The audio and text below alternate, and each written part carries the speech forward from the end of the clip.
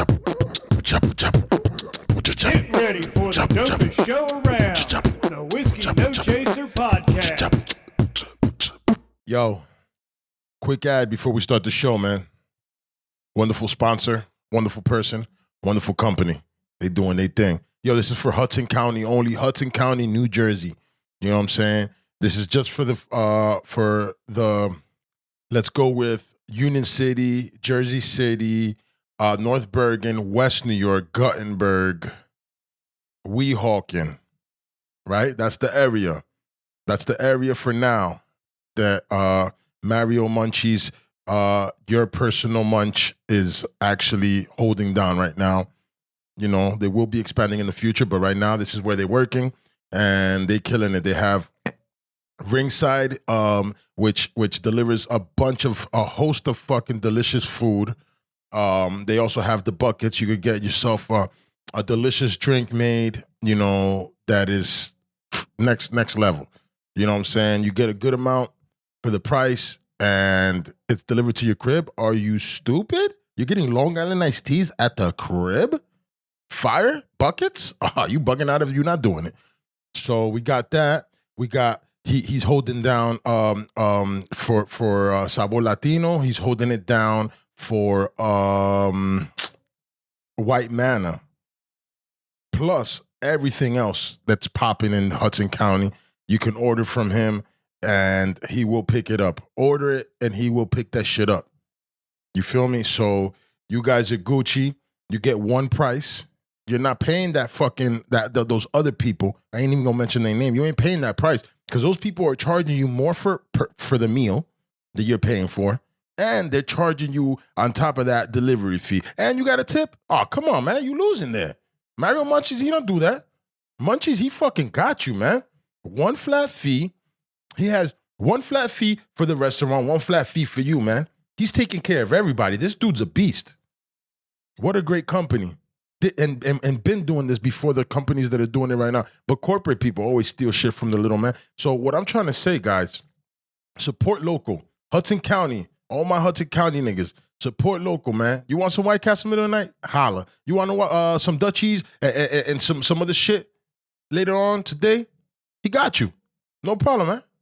Munchies, yourpersonalmunch.com, and you can call them at 201-838-5535, man. You cannot win. All right, one more time. Mario Munchies. Munchies, yourpersonalmunch.com. Yourpersonalmunch.com. And his phone number is 201-838-5535. Hit him up, man. He got you. Yo, this Whiskey No Chaser podcast. The illest podcast on the planet. Facts. It's me, Hector. Today I got a very, very special guest. I got my homie Mike, a.k.a. Allwell. Check him out. What up? What's good? What's good, bro? Everything is good. Oh, thanks for having me too, man. Yeah, man. Thanks for coming through. I know you're a busy man. I know you have a life. I know you have other things going on, but you took time to come through and see me on a fucking Wednesday afternoon. So that's big, and I appreciate you, man. You know, first and foremost, you always want to support the people that, you know, you look close. You know, family, friends. You want to always make sure you take that time out to support. Even before we got here, go to your dad's store, get son a drink. Support is more important than love in my eyes. So I love supporting people. Word. And that's how it should be, man. People don't do that enough. I always say that shit. I always talk about the local support and the way how people, especially here where we're from, Union City, you know what I'm saying? You don't really see that a lot. It's starting to happen though. You know what I'm saying? But when it comes to the artists, I don't see a whole like collaboration happening and people going all over the place. And if they are doing it, I don't think they're putting it out. What a lot of people don't understand about Union City and Hudson County, like a lot of the immigrants that came over here, especially like my parents being from Cuba, that came over in the 60s, you know, we had to basically support each other's businesses for them to grow. And I think that's why people that come from where come from, they got it in them. Yeah. It's something we see a lot. I'd always go to the in-town pizzeria before I go anywhere for pizza. You know, if somebody needed something done in the house, they typically would give my father a call since we had a construction business. And that's what I think a lot of people know about Union City, Hudson County. We got it in us, but we got to do it. Got to support each other. Yeah, we absolutely have it in us and shit. I mean, you know, having businesses and even online business, because that's a lot of people do nowadays. Now, don't get it twisted. Let me not sugarcoat and be extra cutesy about everything either, because a lot of y'all niggas is selling shit that I don't want to buy. You know what I'm saying? Your t-shirts are not that good, some of y'all. Some of y'all making t-shirts that say shit that I can't wear. I'm 38 years old. You know what I'm saying? So it's not that I'm not trying to support. I want to support, but when you have something dope, when people have dope shit, I buy it. Most of the shit, if I can, I buy it. You know what I'm saying? But if it's something that doesn't fit me, or it's, I don't fucking jack it, then I'm not buying it. You are just an to opinion-based support. business. Facts. And anything you do when you look at business, most of the time it's going to be whether somebody can relate to it or somebody sees a need for it. I always felt as an artist making music, when I make a song, I don't really make a song for somebody to like it or hate it. I pretty much just make whatever I feel that day. And if you rock with it, you rock with it. If you don't, you don't. It's still art at the end of the day. So I never think it's right to say something ain't hot or something is corny, because to you, you don't have to mess with it. You don't have to like it, but that still took someone's time, someone's effort and craft. And I think that is something to be spoken for. Yeah. Even if you don't fuck with it. Is nigga checking? No, because I was like, some of y'all niggas have some whack shit. But I'm not gonna wear it if I don't. I'm not gonna wear it if I don't like it. Heck, real talk. I'm not rocking it if I don't like it. But it's like, I also understand that there's somebody out there that might be their favorite shit. Facts. And that is something that has to be a part of the art. Like, it's art at the end of the day, whether you fuck with it or not, but it's still your right. Appreciate that. Sir, cheers. Coming again. Yes, sir, some little bit of black. They're not sponsoring us, but yeah. But yeah, man. That just on the strength of that, like, a lot of people, you want to support shit. I want to buy everybody shit. I want everybody to blow up in this area. I want this area to become something, because there's a lot of talent. And but the thing is that it feels like, I say this a lot, it feels like there's not enough support. Or is it that do we not have enough people to like blow this shit up? Because you know how niggas come from their town, and like niggas that blow up, Lil Baby or any of them dudes, they had a real big buzz in their area before they could make a noise anywhere else. That's just how that goes. Who the fuck is really making noise around here besides Al, but he's locked up? Well, from seeing a lot of your earlier podcasts, I saw that a lot of the times this conversation will come up. Yeah. And it's not just happening here. It does happen other places, but then some places obviously make it work and support each other. Yeah. I truly feel that everybody in Hudson County wants to work. And it's something that I'm in the forefront of personally, just trying to work with artists, supporting artists. And I truly feel we're moving in that direction, even though some people might not see it as far as a lot of people doing it. But, I'm working with a lot of artists on my new album that I got dropping. A lot of the songs that I've already put out, like my first 2 singles, were featured with, my brodies from Jersey City, just trying to always spread the love and spread the support. And the more the merrier, because I ain't really trying to be at the top of the mountain by myself. I tell people that all the time. I ain't trying to be at the top of the mountain by myself. I want to be with everybody else so we could all get that view. Love that sound, dog. That's love, That's man. real talk. Yeah, no, I say it came from the heart. I can tell. You've always been that type of cat, though. You've always been, for sure, always been a kind person, Always. I've always caught that vibe from you. I don't, and I ain't never caught nobody say, yo, that nigga Mike, he a piece of shit. Yeah, nah, listen. I try my best to just put out that positive energy. And listen, we grew up in a place where we're, city-like. And I think a lot of times you're dealing with people more than people that are not around a lot of people. And I just always felt putting out that positive vibe comes back tenfold. And I really personally just try to be myself and give my energy out to the world. Yeah, man. Yo, let me ask you, because, we actually skipped that when we first started. I know we're talking about, people know now that you're an artist, but let them know pretty much everything you do. You know what I'm saying? When it comes to, I guess, your music, or even, business-wise, if you have any businesses going. Apparently, you're not a broke nigga. Look at this nigga's outfit. Yeah, no, listen. Hey, listen, I try to just work hard, man. And I tell people all the time, I come from a family that, came here with nothing. But my father had an American dream and was able to start from the bottom, putting in boilers himself, and was able to create a very big, business in the construction game. And that's something that I really tried to do for a long time. Worked with him for about 3-4 years, but I just didn't have that passion for it. And in that business, the only reason my father was able to get that success was because he was very into what he did and he loved what he did. So after doing that for a while, I always did music just because I always felt that was like the way I vent. That's my therapy. But I'm making music, I think, better now than ever because I'm not making music for the wrong reasons. When I was younger, I made music to try to blow up, try to, become some star and get everybody out of, where we live and live better, whatever. Even though we was living good, always better. But I felt like I was making music for the wrong reasons. I was just trying to get a deal. And now I just make music to make music. And I think that's why. Nice. You do you play any instruments, anything like that also? Because some people do, like, I had Cito on the beat here. That dude's a fucking talent monster. I don't know if you know him. Yeah, no, shout out to Cito. Definitely, that's my man. Yeah. Dude is a talent monster. Of course, he plays instruments, you know what I'm saying? But you rap. I'm just saying, do you have any other side of the game, just the music that you No, I definitely don't play any instruments. My main thing that I always did is, it started with poetry for me. You know what I'm saying? As like a 9, 10-year-old, just pretty much trying to write poetry and started there. Then after that, it started a freestyling and freestyling became battling and battling became, writing records and trying to make songs for projects. Yo, putting projects together, that's another thing. Or writing songs, all that shit. I could never. You know what I'm saying? Like, I just don't understand it. You know what I'm saying? Like, I listen to music and all that. And everybody, every dude's tried to rap. I don't give a fuck if you're a dude that's shy, if you're a dude that you've written something down at one point or another, or you freestyle around your boys or something.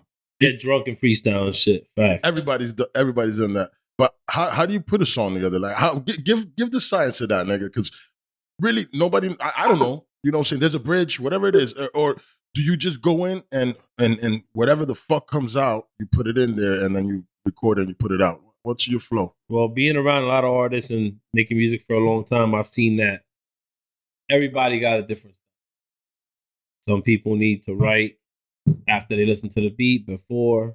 Some people go off the top. For me, I'm a big vibe person. So the way I like to do it is when I go to the studio, pretty much just go through beats.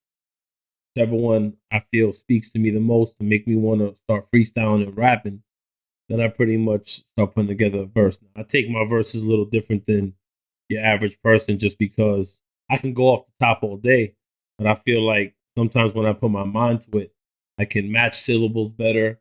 I can do more in and out punches. I can make more double entendres the more I think. So I personally like to listen to the beat first, see where my mind's going with it, and then, write down a verse and do it. Right? Shit. Look at that. Yeah. Some people do. I've been in the studio with the only time I've been in the studio, really, honestly, is with Cito on the beat. I went with my homie Carlos before I even knew Cito like that. And he had Justin Love in the booth. And shit, he's a singer. I don't know if you've heard of him. Another talented nigga from Jersey. Facts. Stupid talented. Shit, that dude's gonna do. But him, I walked in when they already had the beat, and the dude went into the booth. He was chilling. We were smoking an L first, chilling, something like that. I don't know if he was smoking, but I know the smoking and was chilling. And then he was just or whatever, right? And then he was like, "Yo, I'm ready." Then they had the beat happening, of course. So I guess that's what he did. He writes his shit, and he went in and did some shit. I was like, some shit that gave me chills, pause. Because you know what I'm saying? I don't know if it's supposed to be. It was just like the voice. I've never been in that setting. So when you see somebody hit a note and you're like, oh, man, you know what I'm saying? Gives you the chills. Like, yo, the nigga has talent. Whatever, that's, not here nor there. But that's where the only time I've seen somebody put something together and it was a beat, wrote, and he went in. You know what I'm saying? So it's an all vibe too because, like, I was working with an artist, Blue, Hippie Blue, shout out to him. Shout out. He's definitely got to be one of your next guests because absolutely, he's definitely somebody, in my opinion, that is the future of our representation.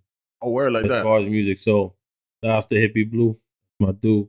But when I got in the studio with him, he started basically just going off the top and going in the booth and recording it, Lil Wayne style. And it was something that, to me, I know I can do, but it definitely made me think a little different towards that vibe of that day. And I actually made a song with him the same way he was doing it, freestyle off the top. Oh, yeah? And the shit came out dope. So I was like, sometimes it's all about the vibe. It's just about, do I feel like writing today? Does it connect so well that I'm just freestyling, boom, come up with the hook idea or come up with some bars and write it down. But he's definitely somebody that showed me that, you can do it different ways. I think that's what makes it pretty cool. Word, man. Where'd this start for you? Seeing my brothers just playing these tapes and listening to this hip hop music, and we're talking like 95, 94. So in that era of music, it was a lot of more of the old school type vibe. But it was something that I saw kind of made me excited with hearing it. And then I used to see them like kind of freestyle, just like making fun of each other. And pretty much wanted to, emulate that. And I started practicing on my own time, just doing a lot of things that I think can make any artist better. Yeah. Like, for instance, freestyling. I used to just listen to a song and I kind of freestyle my own song over the song that I'm hearing on the radio. All right. And next thing you know now, you're getting better at freestyling, getting shit off the top. You're getting better at writing beats because you're rapping over a beat that you're hearing on the radio. And then I saw they was making fun of each other, so I used to jump in, and that's where the battling shit started. Yeah. So I kind of felt like an advantage that I got early.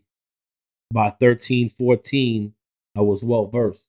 I could freestyle very well. I can, battle very well. Just because when you're good off the top and you have to battle somebody, nowadays everybody just uses memorized writtens. But back in our day, I was just battling people freestyle and talk about what they're wearing. Yeah, like whatever And happened to that's that? You have fucking Funk Flex people go on. At first I thought, I didn't know, until I watched that, people had their phones in their hands and shit. But if you hear it on the radio, you're like, yo, this is crazy. Some people do that. In the Know what art I'm that art that we're doing, it's always best to have your shit memorized. Now, the reason why people freestyle with a memorized verse is because you ain't trying to be up there stumbling either. And when you freestyle, that most likely is going to happen. Now, another thing that I felt the practice I had early on really helped me out is I was always known to be freestyling and people would think they were written because I wouldn't fumble. So that's a thing that I think in practicing, just in practicing, you know what I mean? In practicing, you get better. And I was able to freestyle so well that they'd be like, oh, that was written.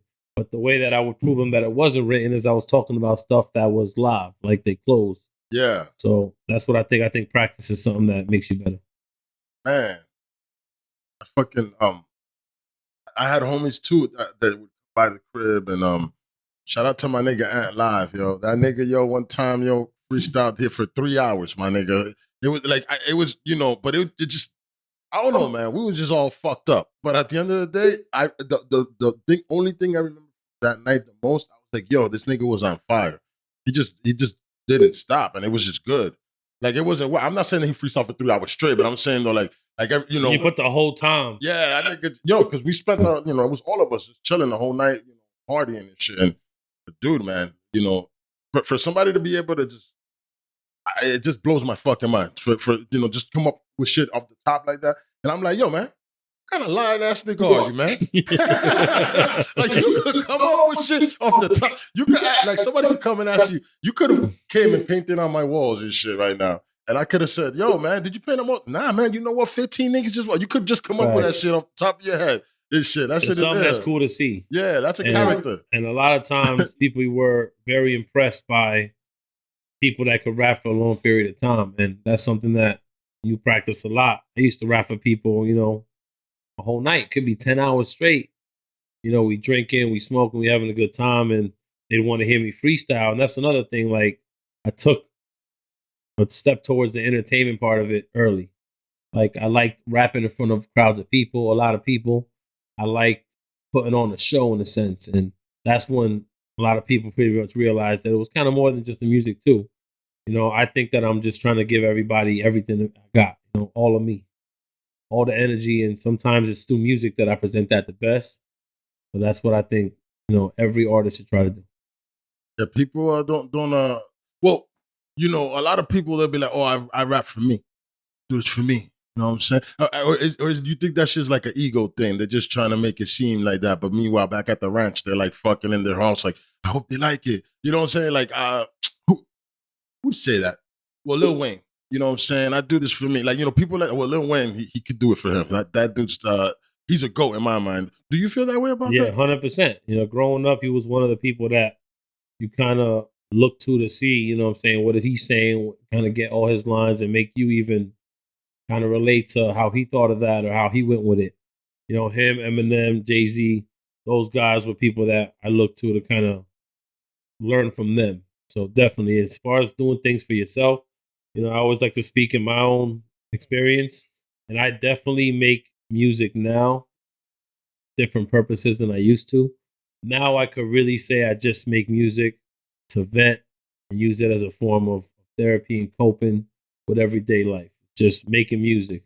It could be a music about going out, it could be a love song, it could be a street song, whatever. Whatever I'm feeling, I'm gonna write. One thing I do believe in is just not just putting anything out there. Now I put something out there that is a reflection of me in some way or my skill in some way. Yeah. I went through your Instagram. I don't know why. You know what I'm saying? I could not find you on YouTube right now. But I looked up Allwell Worldwide, right? Yeah. I couldn't find it. Yeah, well, if you type in like "Make a Mess," like my song name, Fuck. by Allwell, it will pop up. All right. Like if you put the song name, Yeah, that's what why I do, whatever, it'll pop up. I wanted to talk to you about, because you know what I'm saying, you got some heat, and there's no reason for people that you need to make it way easier for people. Like, it should be 100%. You know what I'm saying? It should be like pow. You know what I'm saying? Like, they Google Allwell, it should be like you right away. You know what I'm saying? You gotta get videos. You gotta get everything's viral right now. So that's definitely a part of my game that I gotta kind of step it up in. I gotta shoot more videos. I gotta put more content out on YouTube. You got great property now too, boy. Nah, facts. You got great property. You can film some shit on your property, facts. G. Facts. Definitely You blessed. feel Man. me? Definitely blessed. Yeah. But yeah, you gotta just sometimes call a spade. And this world is moving towards viral video. People want to see. People want to put a face. Yes, always. So that's another. Even doing this to me is a step in that direction, because you want to put yourself out there, but you want to let people see the face behind the music and art. Exactly. Yeah. Yeah. Always. Because the like, even me, when I was when I was driving tractor trailers for wherever, what doesn't matter. When I was driving tractor trailers, I would listen to podcasts, but guess what? I would watch them on YouTube because I like to see it. So I would have my shit there. I mean, probably not supposed to do that, but everybody does it anyway. I would have it on on the window and shit, and I'm driving, and every once in a while I look over, like if they're saying something funny or something's happening or guys doing something, I want to fucking see what's happening. People, and we really are in that thing. And music wise too, I listen to music. If I'm home, I open up my laptop and I want to watch the videos. I'll do it on the TV and I have it on the surround sound so I can listen to it in the house. And fucking, the videos is popping. Except for some of these videos nowadays, because I have daughters. So some of these videos have too much ass and titties and shit. And there's nothing wrong with ass and titties. We love that stuff. It's just that, you know what? I need my daughters to grow up not to be the video vixens. I'm sorry, man. Facts. I ain't trying to have that. Yeah. My job, my job as a father now in this society in 2021 is to keep my daughters off the virtual pole called OnlyFans. So if I do that, and God knows what's going to be next after that, but if I do that, the job well done. It's going to be all well. Hey, listen, I'm with it. Yeah. Listen, it's all well now because it's all well now. You got to put yourself in a place to feel that way. Whatever you got to do, for the family and everything to keep them all well, that's what it's about. Forever. Also, you changed. Hold on. When did you change to all well? How long have you been all well? Well, this is the thing with my rap names. I've had more than Jay-Z. You know what I'm saying? I've had so much rap names, bro. It's crazy. When I was younger, they used to call me Black Mike because they felt like, a lot of people felt like I was trying to be black because I rap. And that kind of stuck with me. Then after that, it became Michael Corleone. I remember that. And that was good for like 2 or 3 years. I just ran with that because that's the mind frame I felt I was headed towards. I actually remember that. And then after that, one of my mans had mentioned that he saw a shirt in the mall and it said Born Rich on it. And he thought of me, so he bought it. So when he gave me that shirt, I kind of felt like, you know what? That sounds like it's me, because when I was born, I wasn't born rich. I was actually born, not so well. But my family soon after, about a year or two, switched everything and became very successful. Lie, love So it. people that I went to school with would think that I was born rich, so they started calling me that as well. That's So ill. about a year and a half ago, my life just started headed towards a way more positive outlook than ever. And I really kind of just was seeing that word around and listening to some Kevin Gates stuff, and I'd hear him use that word. And then I kind of looked into the word, and it kind of reflected of where I was at in my life to this day. Yeah. Everything is pretty much at the best it can be, I feel, in my life right now. That's great, man. Like, it's personal, but I'm going to ask you. Just going to ask, and if you don't want to talk about it. You know, everybody goes through trials and tribulations. It could be little, it could be big. You know, do you have anything that you've been through that you might want to, you know, let the people know, just so that you've been through, that you've overcome to become all well? That, you know, it might help. Just advice or something. Whatever you've been through, you know what I'm saying? It could be depression. It could be, you know, nigga, I don't know, the bully around the block from your corner was punking you. I don't know, whatever it is. Yeah. But it could, you know, do you have anything that you can, you know, tell the people? Well, definitely in my life, has been a lot of trials and tribulations as far as, you know, shit done happened to me as far as, you know, getting into problems in the streets, dealing with the wrong people. Yeah. And you get arrested a few times for little shit. You know, I was sent to a drug program at a young age to try to basically, you know, better my life. And dealt with a lot of stress, you know, for whatever reason, always looked at things kind of not positive. And every outlook what used to be more of a negative outlook. Then when I lost my father in 2010, that was, you know, Rest a point, in peace. point in my life, much love. You know, it was a point in my life where I felt, you know, I was at my lowest, because if anybody knows my family, they know that he was, you know, on the top. You know what I mean? He was the one that made things go.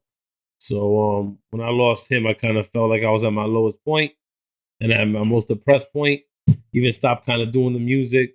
Didn't really have a need for it. Didn't feel like I had a need for it when I probably should have never stopped it.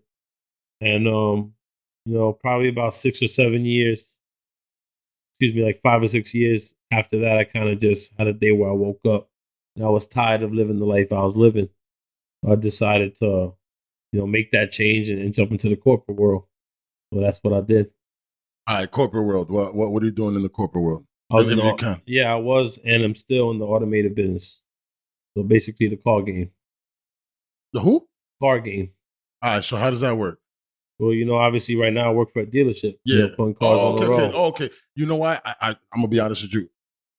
I really thought that you was moving like Lamborghinis from here to Dubai off the internet, and I was like, you need to teach me this. Nah. Because you know what? And I'm not saying, you know, not illegally, but legally, you know, because right now everything's online, and rich people, they buy their fucking Bentley trucks online and shit, you know, or whatever. You know, I've heard them say that, but so that's why I just thought, oh, maybe he's got something that I haven't heard of before, moving and shit. I kind of had to take my father's approach and start from the bottom.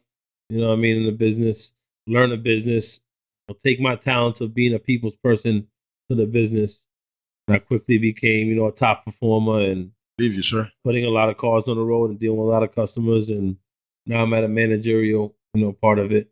And the goal is to own a dealership one day and Yes, and be in that spot. That's the goal as far as that venture. yes. You know, I was definitely blessed to have, like I said, a successful father, and definitely left some buildings, you know, behind for us to have a future through. You see that that's where I'm at in my life right now. That's why I was talking to you earlier about, you know, starting my business. Well, I have a business already, and as a matter of fact, today when we're done with this podcast, I will be finishing up the application situation for my second LLC that I'm going to start now and shit. And the reason I'm doing that is because I work for the post office, and shout out to the post office. It's a great job. Facts. It's a great job. Shout out to the post office. Shout out to them, man. Great job. I appreciate the job. But I keep saying job because I want you to know that it's just over broke. You just, you know, a job like that, you're never going to go broke. You're never going to be poor. You're never going to be in the street. You know why? Because you're going to have a check. You got your 40 hours are guaranteed. You clock in, you have your 8 hours. As long as you don't leave, you have your 8 hours. They give a lot of great benefits. It's a great job. So I'm not knocking it. I just want y'all to know that I'm not knocking it. It's just that, you know what, when I'm there, I feel like my soul is being sucked out of me because I know that that's not where I'm supposed to be. Well, this is what, you know, for me, a little bit of food for thought. You know what I'm Please. saying? This is the way I look at it. When somebody has a job is basically a slave mentality to make you say you'll be okay. You'll have just enough. When I got into my shit, I kind of wanted to not have a job and make a career. And those are the two differences. A job is something you do for a short period of time, or you choose to make a short job a long period of time. A career is something you do for a long amount of time. So I started thinking of the career I was having as a job until I realized that the goal for me might not be for everybody, but you got to start somewhere. If you can start building to get a career, that's the way to go. But if you have a job, you should just work that job until you're able to start a career. Yeah. Where you can make something your own. Or a business. Yeah, business is a career. Because anybody will tell you, I saw it firsthand. Oh, facts. That's just. If you have a business, it ain't a job. It's a career. It's you. It's 365. It's for life, my nigga. You own that shit. You gotta be about it. So I think that it goes where you go. Everybody has to kind of take that mind state sometimes and say, all right, right now I have a job. You know, I pump gas. I do this. This is my job. Everything's respectable. Everything's respectable. Is going to get you by.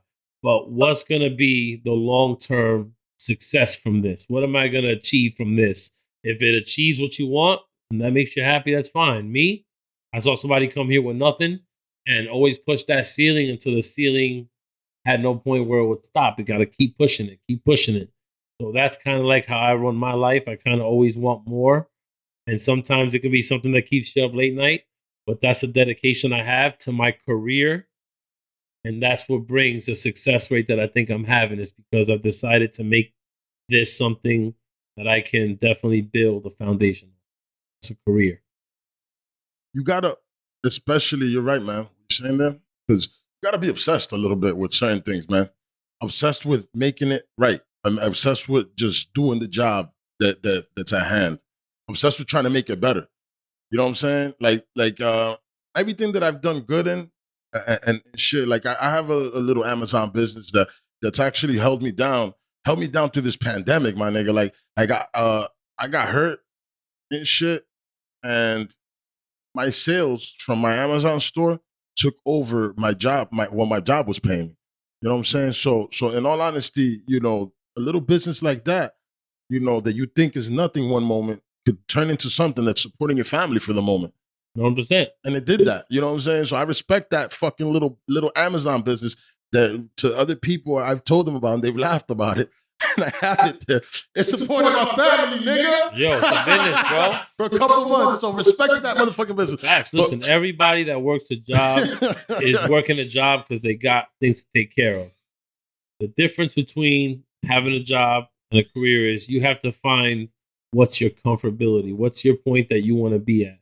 Me personally, even though I do very well, it's still never enough. No, you got to keep working. You got to keep going. Yeah, I want to have businesses, but I want to have businesses that make sense. Facts. That I think people start businesses sometimes, but they don't have a business plan. They just want to, okay, I want to make clothes. I want to do that. You got to have more of a sense of passion, I think, for it to be successful. Yeah. Like me, you know, I got people that ask me all the day, how come you're not doing merch? How come you're not doing that? I definitely might plan to dibble and dabble, but as far as wanting it to be something I expect to increase my profit and blow up, and I want to make sure I have a passion for it and that I'm willing to give that time that I don't get back to it. Yeah. Yeah. Now, the merch shit, now, really, in all honesty, when it comes to the merch shit, there's people making merch that nobody knows. You know what I'm saying? Merch is great. Hell yeah, let's go with merch. Do that. But when it comes to having that merch, you want it to sell. You know what I'm saying? Some people got to know you for you to have merch. And there's people that have fire merch. You know what I'm saying? That maybe their merch might surpass their music artistry. Listen, some shout outs to the merchants. You know what I mean? The people that's putting out fire clothes. You know, shout outs to Afterlife Party. Shout out to NJ Chris. That's my man. Yeah, had him on. Shout out to Health for Ourselves. You know what I'm saying? Shout out to Hustle County. Yeah. That's a good example of people that are passionate about what they do. Yeah, shout out to them. They wake up every day and they want to put stuff out that reflects them. They want to put out stuff that they have a passion for. And I can guarantee you, all those names I just mentioned, you will hear about more. And it's not because I know them. It's because I've seen the work. I've seen what they do. I've seen the hours they put in. Shout out to Wavy. Facts. Shout out to Finally Wavy too. How could I forget? That's another person that's very big in he Union City does that. and more. You know, Finally Wavy, all these guys, they put their heart into their merch. And you can see it, you can feel it. Yeah. And that's why I fuck with it. So shout outs to all them people, man. Word up. Yeah. My shit shut off because I was giving them. Do your thing, man. Light it. Do your thing. But yeah, bro. When it comes to you know, like my point was earlier was not to show off and say, oh, my Amazon business. It's more like, you know, I don't even know where the fuck I was going there. But after I said it and I said what I said. What was it? It was something that held you down when the pandemic happened. Yeah. It was important because you're showing people, you're saying, listen, this was the business that I put together, put the time in.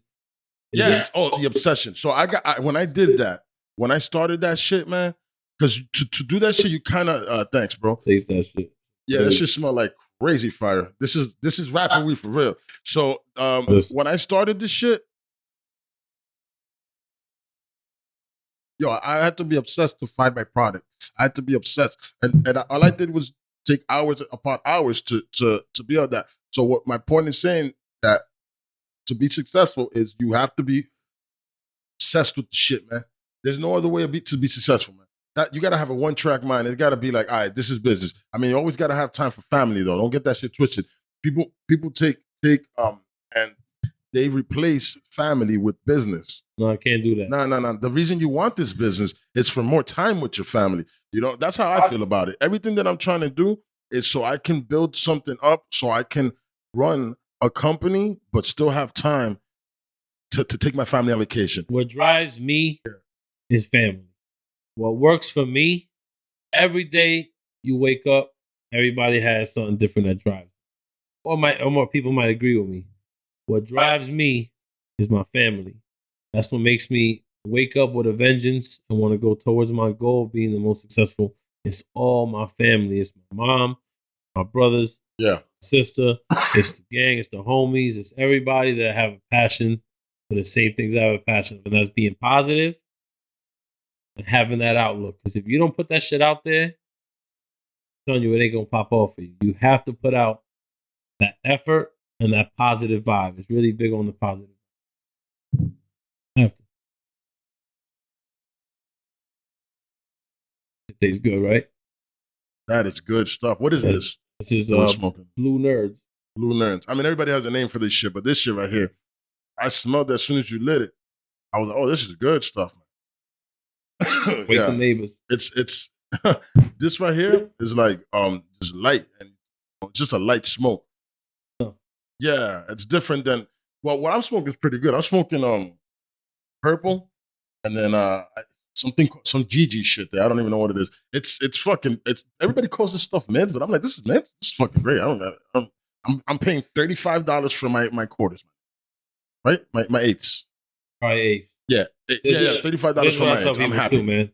My belief is, motherfucker work hard as fuck, countless hours, countless effort.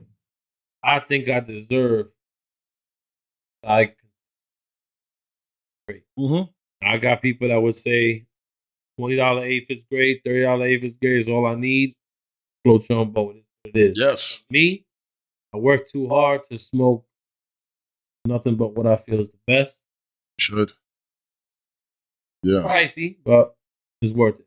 You see, once I can get to that point, just like I can't afford designer, so I don't wear anything designer.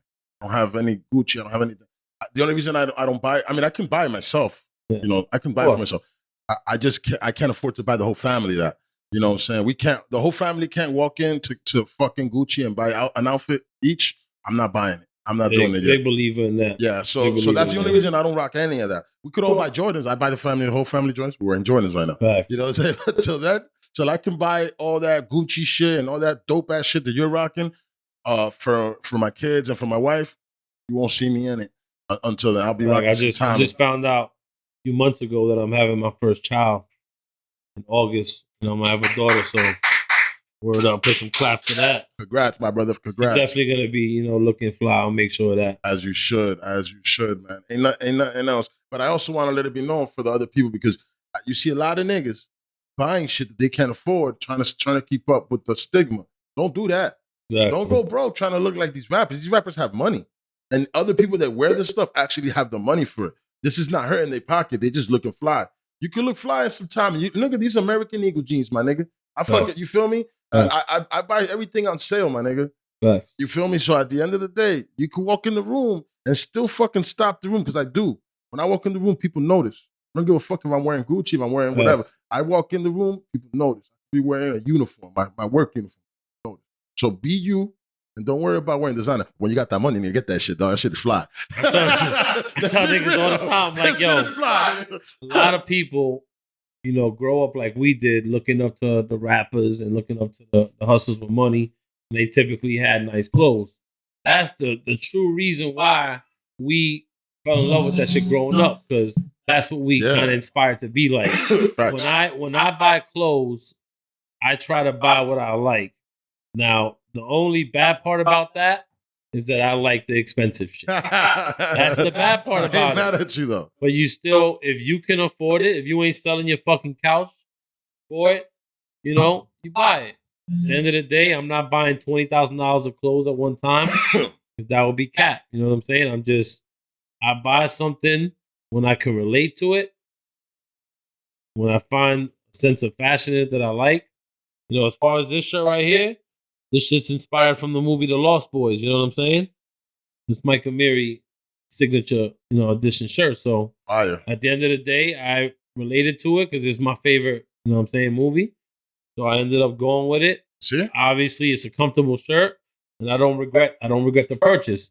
Was it expensive? Of course it was. But at the end of the day, you work hard, you can afford it. Let's go. We're good. I'm not mad at you. See, that's what I'm talking about. Get it right, man.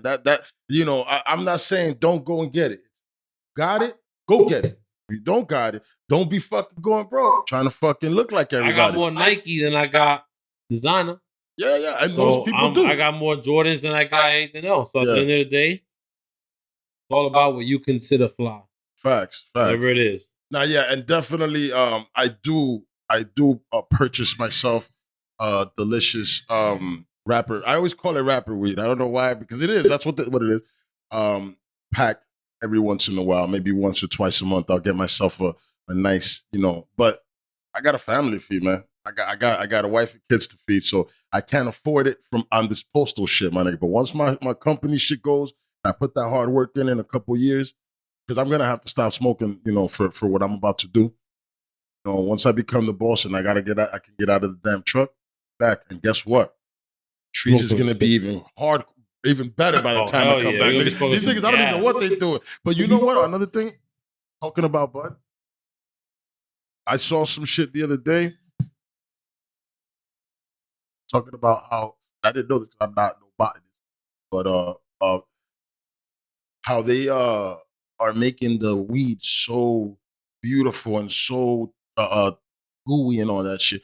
Is because all the plants are female and they're deprived of males. There are no male plants. So what's happening now is that we're smoking unhappy weed, and they're saying that that's might be relating to us, and to why a lot of people are depressed, and why niggas don't get the giggles as much when they high. Even though I still get it like a motherfucker. I'm like, damn, that's crazy. I didn't know that. Yeah, but they're all female plants, dog. So they're deprived, and the reason they're fucking, it's like bitches dressing up. There's no men around, but when the one man comes around, all the bitches is gonna try to look good, so they could get that one man. So that's what's happening to all the plants. So now the plants are becoming all this beautiful, delicious, high grade shit that we're smoking. We're smoking unhappy weed. We gotta change that. Create the vibe right there. Part of the vibe. So yeah, bro. That should change. It should. Jesus Christ. They should definitely figure that out. You need a lot of it. Nah, I know. I'm used to taking. I take big pulls. Like I'm a hard puller. You don't even need a lot of it. Yeah. You need a little some. You're good. Nah, and yeah, because I sit down and I smoke a whole blunt. Saying shit, but when I smoke like that rapper shit, I smoke a smaller or shorter. Because I like to smoke a fat pulse, so I fucking smoke it a shorter blunt. Shit, because I just enjoy. I like the way, it's my thing. Everybody has their own way. I don't smoke with anybody. I usually smoke Everybody alone. got their thing. Yeah. Now, you rap and shit. Do you fuck with lean? I don't know why I had to ask that. Oh, who? Do you fuck with lean? Lean. No. Nah. Well, if you did fuck with it, you would have told me. Nah, I used to, obviously dabble with it, but like those niggas that, really fuck with that shit. Ooh. Yeah, plus shit is expensive as fuck. Listen, shit used to be tasty and shit, and it was Delicious. That, you get fucked up. So as of right now, I don't do that. When I was driving trucks, all right, so this is probably 8 years ago. My wife got sick, took her to the hospital. They gave her the prescription for the promethazine codeine. She didn't really need it. I don't know why they gave her that. But whatever, they gave it to her, the prescription. That shit was sitting there for a minute. We had it there, the whole bottle. So I told the story in one of the episodes, but this, for people that are just joining. So the bottle was there. I'm listening to Lil Wayne, and then I'm listening in this whole time, and I'm hearing them talk about this promethazine, and I was like, yo, I've seen that before. So where is it? So then I go to the fridge, and it's in there. I was like, oh shit! No. I didn't know you're not supposed to what mix it with honey. At that time, I used to drink honey. And yeah. I mixed that shit. I'm chilling, and at that time I wasn't smoking weed, so I'm chilling and sitting there with the honey and shit. Yo, I take down about not half the bottle, like a quarter of the bottle with the fucking with the honey and shit. I'm feeling great, but I'm feeling like I smoked a blunt. But at that time, like I said, smoking, I was just drinking. So it reminded me of how you smoke a blunt, you be that high. Shit felt great, my nigga. I really enjoyed it. Then, come to find out, I spoke to my cousin. She's a nurse. She's like, Hector, you could have died. Can't mix that with liquor. And then she told me, that's fucked up, but she told me what you're supposed to do. And then I looked it up on the internet and I found out how you put it. And then I did it with the Jolly Ranchers, with I did the whole spiel, my nigga. That shit was delicious. And what I'm trying to say, this is not a kid's show. No, kids don't listen. This is an adult show. Listen, the shit was tasty. You know what I'm saying? I used to go to sleep off that shit. I'm telling you, we used to do it the next day. You know what I mean? But right now, there's no really fun. I don't think you should, because especially how addictive I heard it is, and that shit is expensive. Definitely something that we had a little phase with. Yeah. I mean, everybody, especially rap niggas that in that rap world, fucked with it for a minute at some point, and they still do. There's plenty of niggas still, fucking with it all over the place. So we grew up in a place where it ain't the worst hood ever. But, we 13, 12 years old, being exposed to seeing this, you become a part of doing shit early age, and you get into shit, and you're pretty much doing things faster than a person probably should be. Probably even drinking. Yeah, you're that's fucking true. Drinking alcohol at fucking 13, 14 years old. Is that going to lead? So, and we did. A lot of shit like that happened. We did, yo. That's crazy. And shit. A lot of people turned out good. You know what I'm saying? A lot of people was Gucci, but then a lot of people, did come out and have partners that we grew up with. You know what I'm saying? We've had people that we've lost to drugs shit recently. I'm not even going to mention the names. I don't even want to dishonor them, my man's name. You know what I'm saying? I'm pretty sure you knew homie that just passed recently and shit. Rest in peace to him. Very sad situation, very fucking sad. But yeah, rest in peace, Chichi. Yeah, there you go. You mentioned, but yeah, rest in peace, Chichi, man.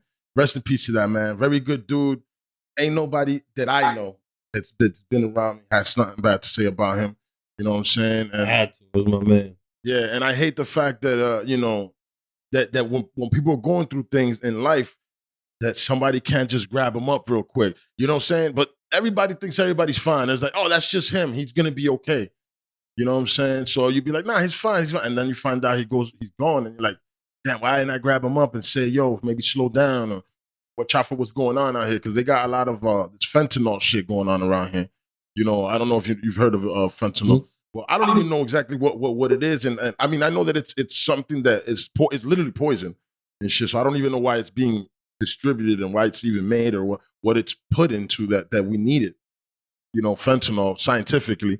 But I do know that it's killing people like a motherfucker. It's in everything. You know what I'm saying? And shit. And that's why I'm like, when I see people sniffing yay that I know, I'm like, my nigga, I don't know what the fuck that is. You know what I'm saying? It's not like we're in Colombia where it's pure. And even there, I hear that they break up glass, like fiberglass, and they, refine it very, very small, and then they put it in there. So it's like, it's a lot of shit in the shit that people are smoking and drinking and putting in their system. Like, gotta be careful. Definitely gotta be careful. Move different. Move different. I like that, man. So, what made you change your lifestyle, yo? And what did you do? Like, personally. You come to a point where you're just waking up every day, 2-3 o'clock shit. You're waking up on some 2-3 o'clock shit. Start feeling on some vampire shit you ain't even in the daytime. Just getting lit, trying to get to the sky. Always just trying to get as high as possible. Yeah. Just trying to get lit. Kind of form of big ass addiction. Because you're trying to just every day just get lit. That's all it's about. Yeah. You kind of feel like you have no purpose. Because you feel the sense where, for instance, for me, 2010, Pops passed away. I'm starting to look at life in a different outlook for whatever reason.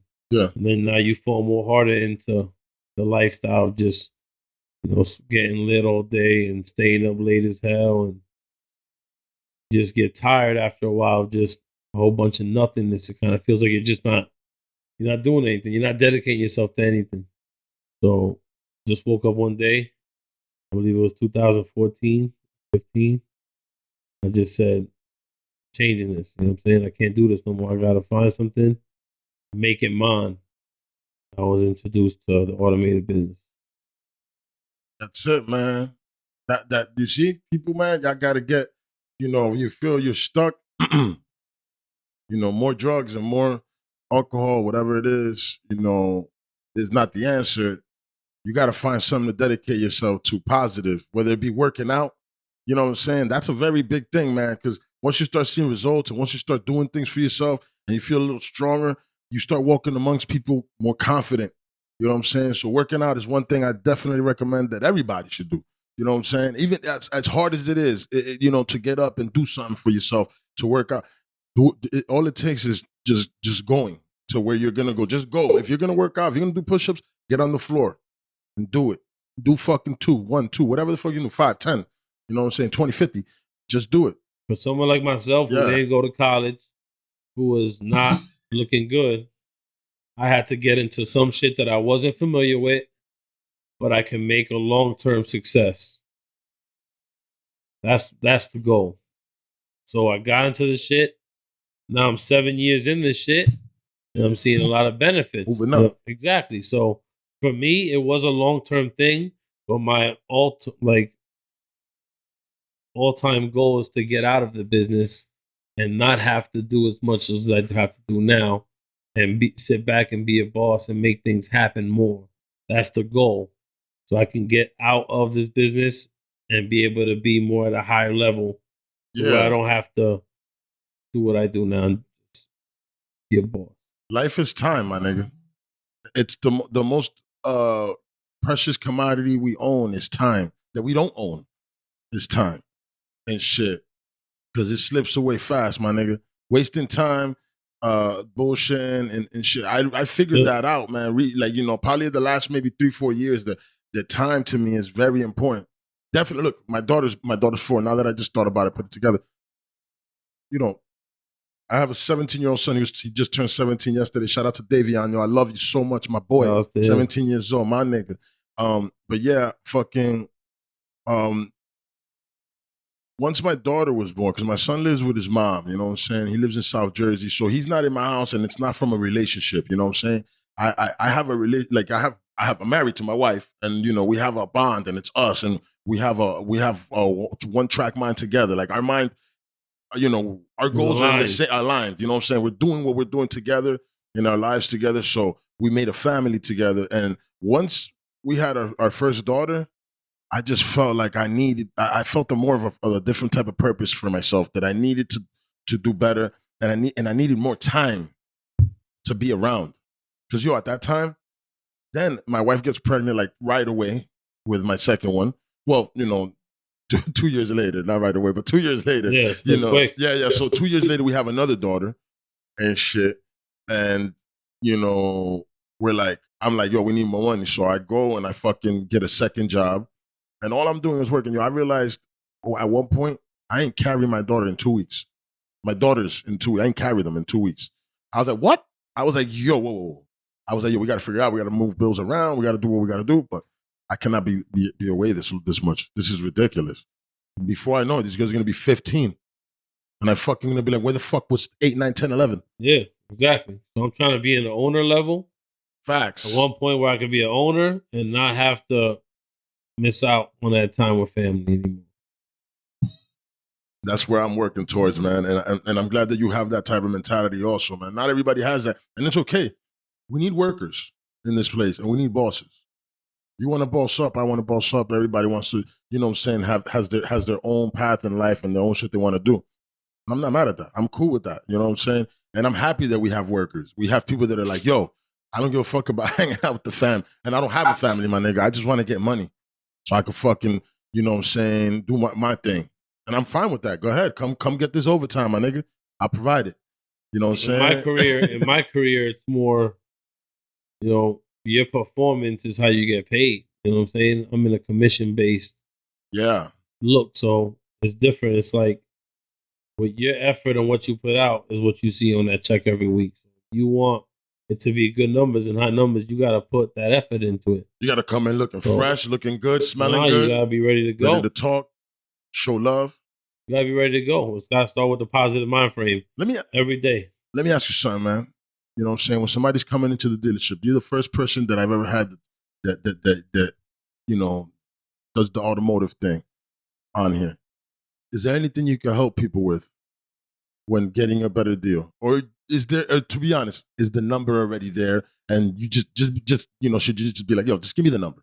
Like, what is it? What's the way they can get the best deal, I guess? I don't know. You know, at the end of the day, we own the car for a certain number, excuse me. We own the car for a certain number. So when somebody comes in and wants to make business, it's all about how close to that line are you willing to go. We are also in a business where some dealerships have bigger bonuses for more units than trying to make money, make growth. Mm-hmm. So what happens is they'll take under what they own it deals. They'll do better than we can do and take a loser deal to sell a car. Because it's all about moving the units and making Hyundai look good. You know, whoever. If you're a store that thrives off moving units, you're going to lose money if you have to. We don't think like that where I move. Then where we move, you know, it's a business. I have a family to feed. Every person, the owner everybody deserves to be equally walking away as unsatisfied as the next person. I agree. The best deal for any customer or any person in anything in life is both parties have to walk away unsatisfied. That's a deal because that is literally because you're not leaving happy, but I ain't leaving happy. We're in the same boat, but you still have to be willing to do the deal. I want to be happy together though, man. Why can't we be happy? You know what I'm saying? That's not the way it goes. This is why it's not a reality for both parties to be happy. Because when you're sitting on the other side of the desk, your job is to get the lowest price. When you're sitting on my side of the desk, my job is to get the highest price. So that's why it's a reality to say that it'll never happen where both sides will be leaving happy. How about if Mike? How about if I walk in? I'm like, yo, give it to me straight, Mike. Mike, hey, look. All I do. Mike, give it to me fucking straight. I'm gonna be real. Go? Let's walk out of here half and half. Yeah. I'm gonna say, yo, I just want to go out of here. I want you to be happy. I want to be happy, nigga. Fuck all that unhappy shit. I want us to go half on this happiness, bro. How can we do this? I'm gonna say, how can we do this? I'm gonna say, heck, what are you willing to pay for this car that'll make you happy? Don't put it on me. Just tell me what the fuck. No, I'm not gonna do that because then I'm negotiating against myself. Facts. If I tell you a number, it's not going to be good enough for you no matter what I tell you. You know what? I don't do that. When I require a ball, you're not gonna, but you don't know. You don't know what a good deal is. You know, I'm horrible. I don't know. Most people that walk into a dealership, sadly, are not informed. And they come in and they don't know as much. And that's the truth. So when somebody comes in and they say, "What's your best price?" That's it.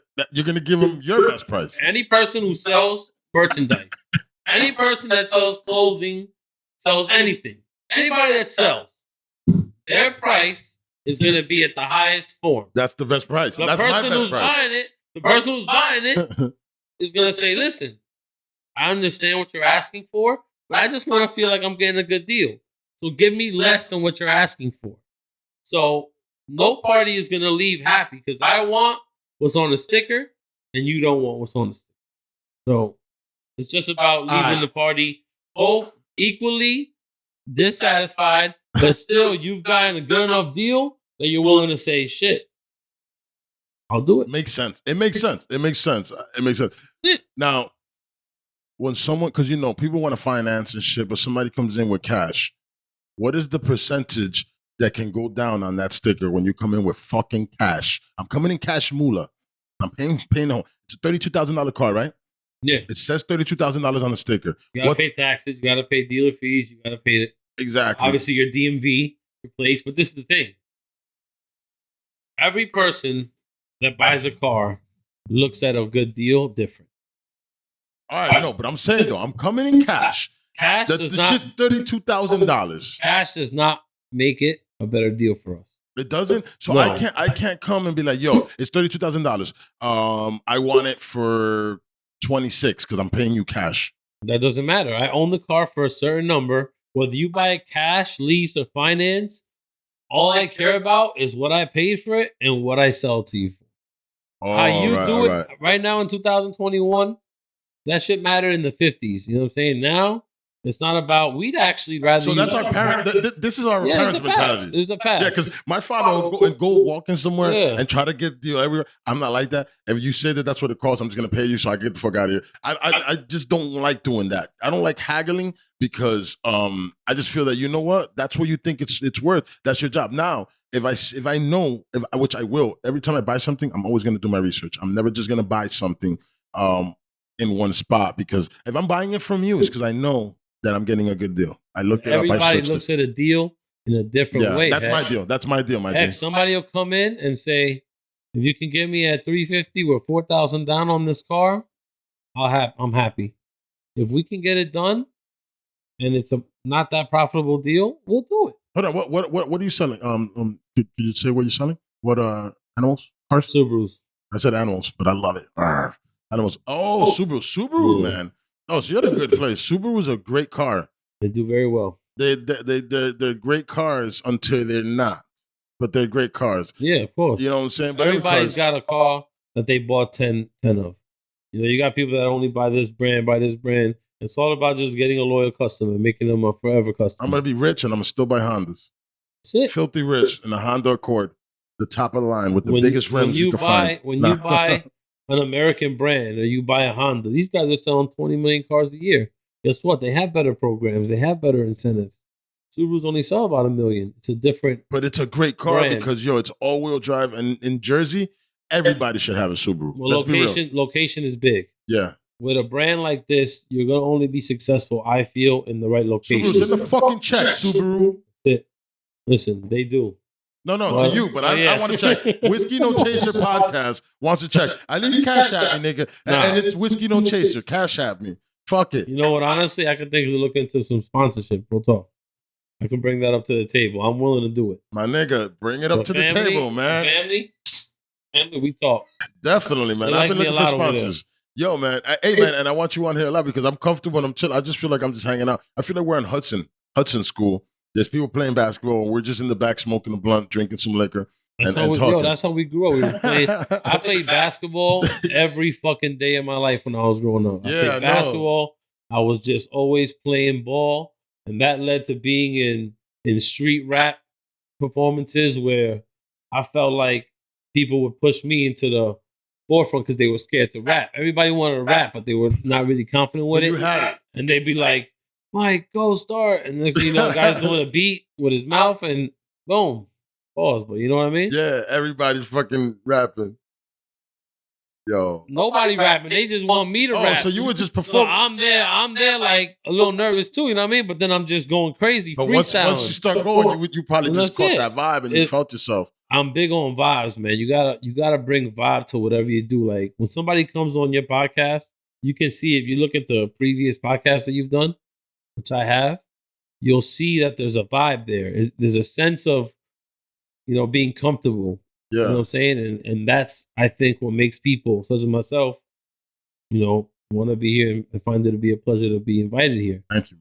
Because it's a vibe. You know what I mean? You got a good thing going here. I appreciate that, man. And I've had some guests that to be honest, their show I can't put it out because it's crickets in this motherfucker. It's I might as well have done a solo podcast. Because that's the thing is that when people ain't talking, I'll take that motherfucker shit over, nigga, and I'll just start talking about whatever the fuck I'm thinking about. I can sit here, niggas, for an hour and a half. Yeah, I have podcasts, solo podcasts in the beginning of the shit when I couldn't get guests. I sat here by myself talking. You know what I mean? Put the camera on the side and I was just talking about whatever the hell was on my mind and shit that was going on. We could be here for however long, man, because it kind of feels like when you do a podcast with somebody that you know from your childhood, somebody you grew up with, it's different. It's not just doing a podcast with just any guest that you're going to kind of try to make feel comfortable and have a conversation with. Or go to a radio show that you got to answer a question in 2 minutes. This is not an interview vibe. I appreciate that. And that's what I want people to know. I want it to be established people. No, that's not the vibe here. The vibe here is not interview. It's more just catching up. Yeah, and shit. And when I have people come on that I've just met, it's just meeting, my nigga. It's just like if I was in a bus stop and shit, and I happen to have a blunt and a little bit of liquor, man, we just sit here talking while we waiting for the bus. You know what I'm saying? That's the vibe I try to put on this motherfucker. Like, just keep it comfortable. Huh? In your pajamas if you want. Don't, you know what I'm saying? Come comfortable, but don't, No. you know what I'm saying? Come in your pajamas, of course. But I'm just saying, like, come in. And I might have to say that this nigga right here, probably best dressed guest, man. Might be the best dressed. No. His outfit. This nigga's outfit. This is not. I'm not going crazy. This is just comfortable. Comfortable. Came through comfortable. Black Tims. It. Yo, Black Tims, you can't be mad at Black Tims ever. You know what I'm saying? The Palm Angel's comfortable. Yeah, comfortable. The Miri t-shirt, Miri help. You feel me? Chilling. I ain't mad at you, sir. Satin feels good. Yeah, man. It's all material. It's back to one of them maybe getting. So that's not velour, that's satin. Yeah. Basically getting into clothing is kind of interesting to me because like with different materials, what can you make out of it? You know what I'm saying? And I got some ideas, you know what I'm saying? I'm working with shout out to my nigga Blue again, Hippie Blue. Working with him, trying to come up with ideas. You're going to have to come to the show. I don't know. I'm going to look him up. I need to see what's up with the music. I got a few motherfuckers for you to bring up here. Yeah, my nigga, you know what? I got a third mic too, my nigga. You come on and sit with us and talk some shit with us, man. It's my Brody, Backwood. Shout out to Backwood Burst. Shout out to Don, Free Don. KK, yo, these guys. Yeah, free talented, everybody. Man. They got so much talent out here, man. The bars is crazy. We really just on that bar shit. You know I'll be honest with you, yo. I don't ever, usually don't ever want to sit through niggas freestyling on my show. But in that situation, I'd sit through y'all niggas spitting some shit. We love to invite people to the studio all the time. And we got to wear masks because niggas be spitting for real. We was thinking about doing like a cypher. Like we would love to bring that to your podcast. Fuck yeah, nigga. Let's do it. You know what I mean? Us come up here and just really, show it. Today I really wanted to just have a conversation with a brother of mine. You know what I'm saying? Facts. Yes. Your father's like a big resemblance of my father to me. You know what I'm saying? And since I love that. My father, I look at it like he's a little bit of resemblance to him. So seeing him today was love. A lot of people say that about my pops. A lot of people have love like that for my pops. And I'm blessed to have a father like that. I want to shout out Hector Sr., my father. You know what I'm saying? I'm not Hector Jr. because his middle name is different, but I'm still Hector Jr. And that's the king of the family. That's the king of the Moquetes. You know what I'm saying? That's my last name, Moquete. Everybody knows that. But in all honesty, that's the king of the Moquetes. And I love that guy and shit. And he has a lot of love everywhere. And long live the king forever. Great guy, OG, man. Hard worker. And I personally think they're both great examples of the American dream. Yeah, man, and God bless your father's, your father's dynasty and everything that he's done, and rest his soul in peace, man. You know what I'm saying? And yo, the afterlife is something crazy because I was watching something with my kids the other day. It's like, well, it was a cartoon. I didn't get to watch the whole thing because I'll be falling asleep during movies. But it was a cartoon, I guess, showing the kids about how life is, and they have the afterlife, and there's people in the line, but it's a different type of vibe. It wasn't like, oh my God, I died. A lot of people were like happy to be there, like, oh, we're back. Yeah. And I have a theory that, from seeing that, I have a theory that when kids come here, of course, they don't know anything. They're babies. They gotta learn. They gotta learn things. But it feels like they wanna do everything that's dangerous. They wanna put their fingers inside the fucking outlets. They wanna do everything that's dangerous, and it always feels like they know something that we don't know. They got to get back to. They're like, yo, this is not it. I got to get back to where I was. So what the show, the cartoon was saying is like, there's something better than this. There's another place that we go after this that's better, which of course the Bible says, and or everybody's other religion says. But I don't know where my point is, where I was going. That's why I was running in circles. But either way, it just felt that after death, that there should be something better. That there is something better. And I don't know if it's something that we say to ourselves for comfort, because we lose people and shit, and I recently lost people too. But I'd like to think that it's real, that there's something out there, that we don't just die and we're fucking, I'd like to think that our soul, because our soul is real, man. That's for sure. That's real. For me, goes somewhere. My theory on this shit. Yeah, talk to me about it. Real shit is, I think, when you're able to have life and be able to experience, look at what you've experienced, look what I'm about to experience, giving life and putting life on this earth, and when you really think about it, experiencing father's love that you have with your cool ass father, child's love, life, think that this is heaven on earth right now, even though there's bad things. You gotta be blessed. You gotta really feel blessed that you had the opportunity to live. In a lot of places, they ain't living as good as we grew up. Even though we had maybe some struggles here and there, whatever. Nigga. Yeah. Even if you didn't, you know what I'm saying? Because I can't say that I, had a lot of struggles in my, after 2 years old and up. But it's like there's people out there don't know where their next meal coming from. Like people out there living in other countries. Which is ridiculous in America. There should be meal places open that give people food for free. To be honest. Right. We throw out too much food here. There should be food that at the end of the night, from Wendy's, from all these places, all that chicken wasn't cooked, all that beef wasn't cooked, right? We grabbed that. It's still refrigerated. It's not old. We throw it into it. We package it properly. At the end of the day, that's what the employees do. And then we all send it to one location where they take that and they take the beef, the ground beef, they even the burger patties, they put them into a grinder form, and then they make delicious pasta bazool for the people. I don't know, some delicious. I want Italian, some delicious. They'll figure it out. I'm not a chef, but they're chefs. They can figure it out, and they fucking the vegetables that are not done, but you got to take out the outer part of the lettuce. But send that stuff. And then feed people, man. There's fucking food here, man. There's no reason for anybody to be hungry in America, man. But and that shit makes me upset. I just solved the hunger problem in America. Got you guys. Even when we grew up, like, one of mom's rules was like, don't throw food away, type shit. So she made you eat the food because she wanted you to realize, like, don't throw this shit away. Yeah, there's people out there that don't have food, and you're throwing away half your plate. But they came from that.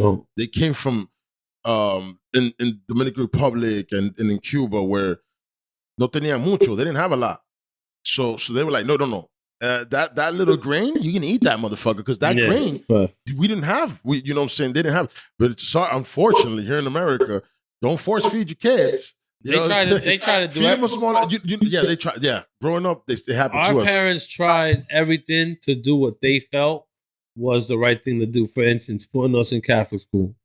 Yeah, you don't think we wanted to be in Columbus chilling with everybody that I knew in there? Of course. But they did what they thought was the American dream, when that's putting your children in a private school, giving them, that Let me ask you something real quick, because I'm a father, and I was actually thinking about private school also. depending on the on the neighborhood I move into or whatever. But I was thinking about private school. But then I also see that a lot of the private school girls are whores, and then a lot of the private school niggas, came out and they're a little fucked up too. Like I just feel like everything's fucked up. This is the But way go it ahead. worked. This is the way it worked out for me. Would you go back and do the same thing for yourself, or would you go to public, or what are you gonna do with your child? This is Go. the facts of the reality. In my situation, in my life, when I went, to that kind of school, the private school was St. Michael's and Joseph's at the time. You're in a class with 9 people. As I started going to 6th and 7th, 8th grade, they started kind of realizing that I wasn't a person that can be kind of kept calm in the class because I like to talk a lot and like to be the entertainer. It's me. So, they actually, had to put me in kind of like a special ed type of program where and sometimes they'd put me instead of the class that I was in with everybody else, they'd send a teacher, like a tutor, and they'd take me out to it was like a little camper.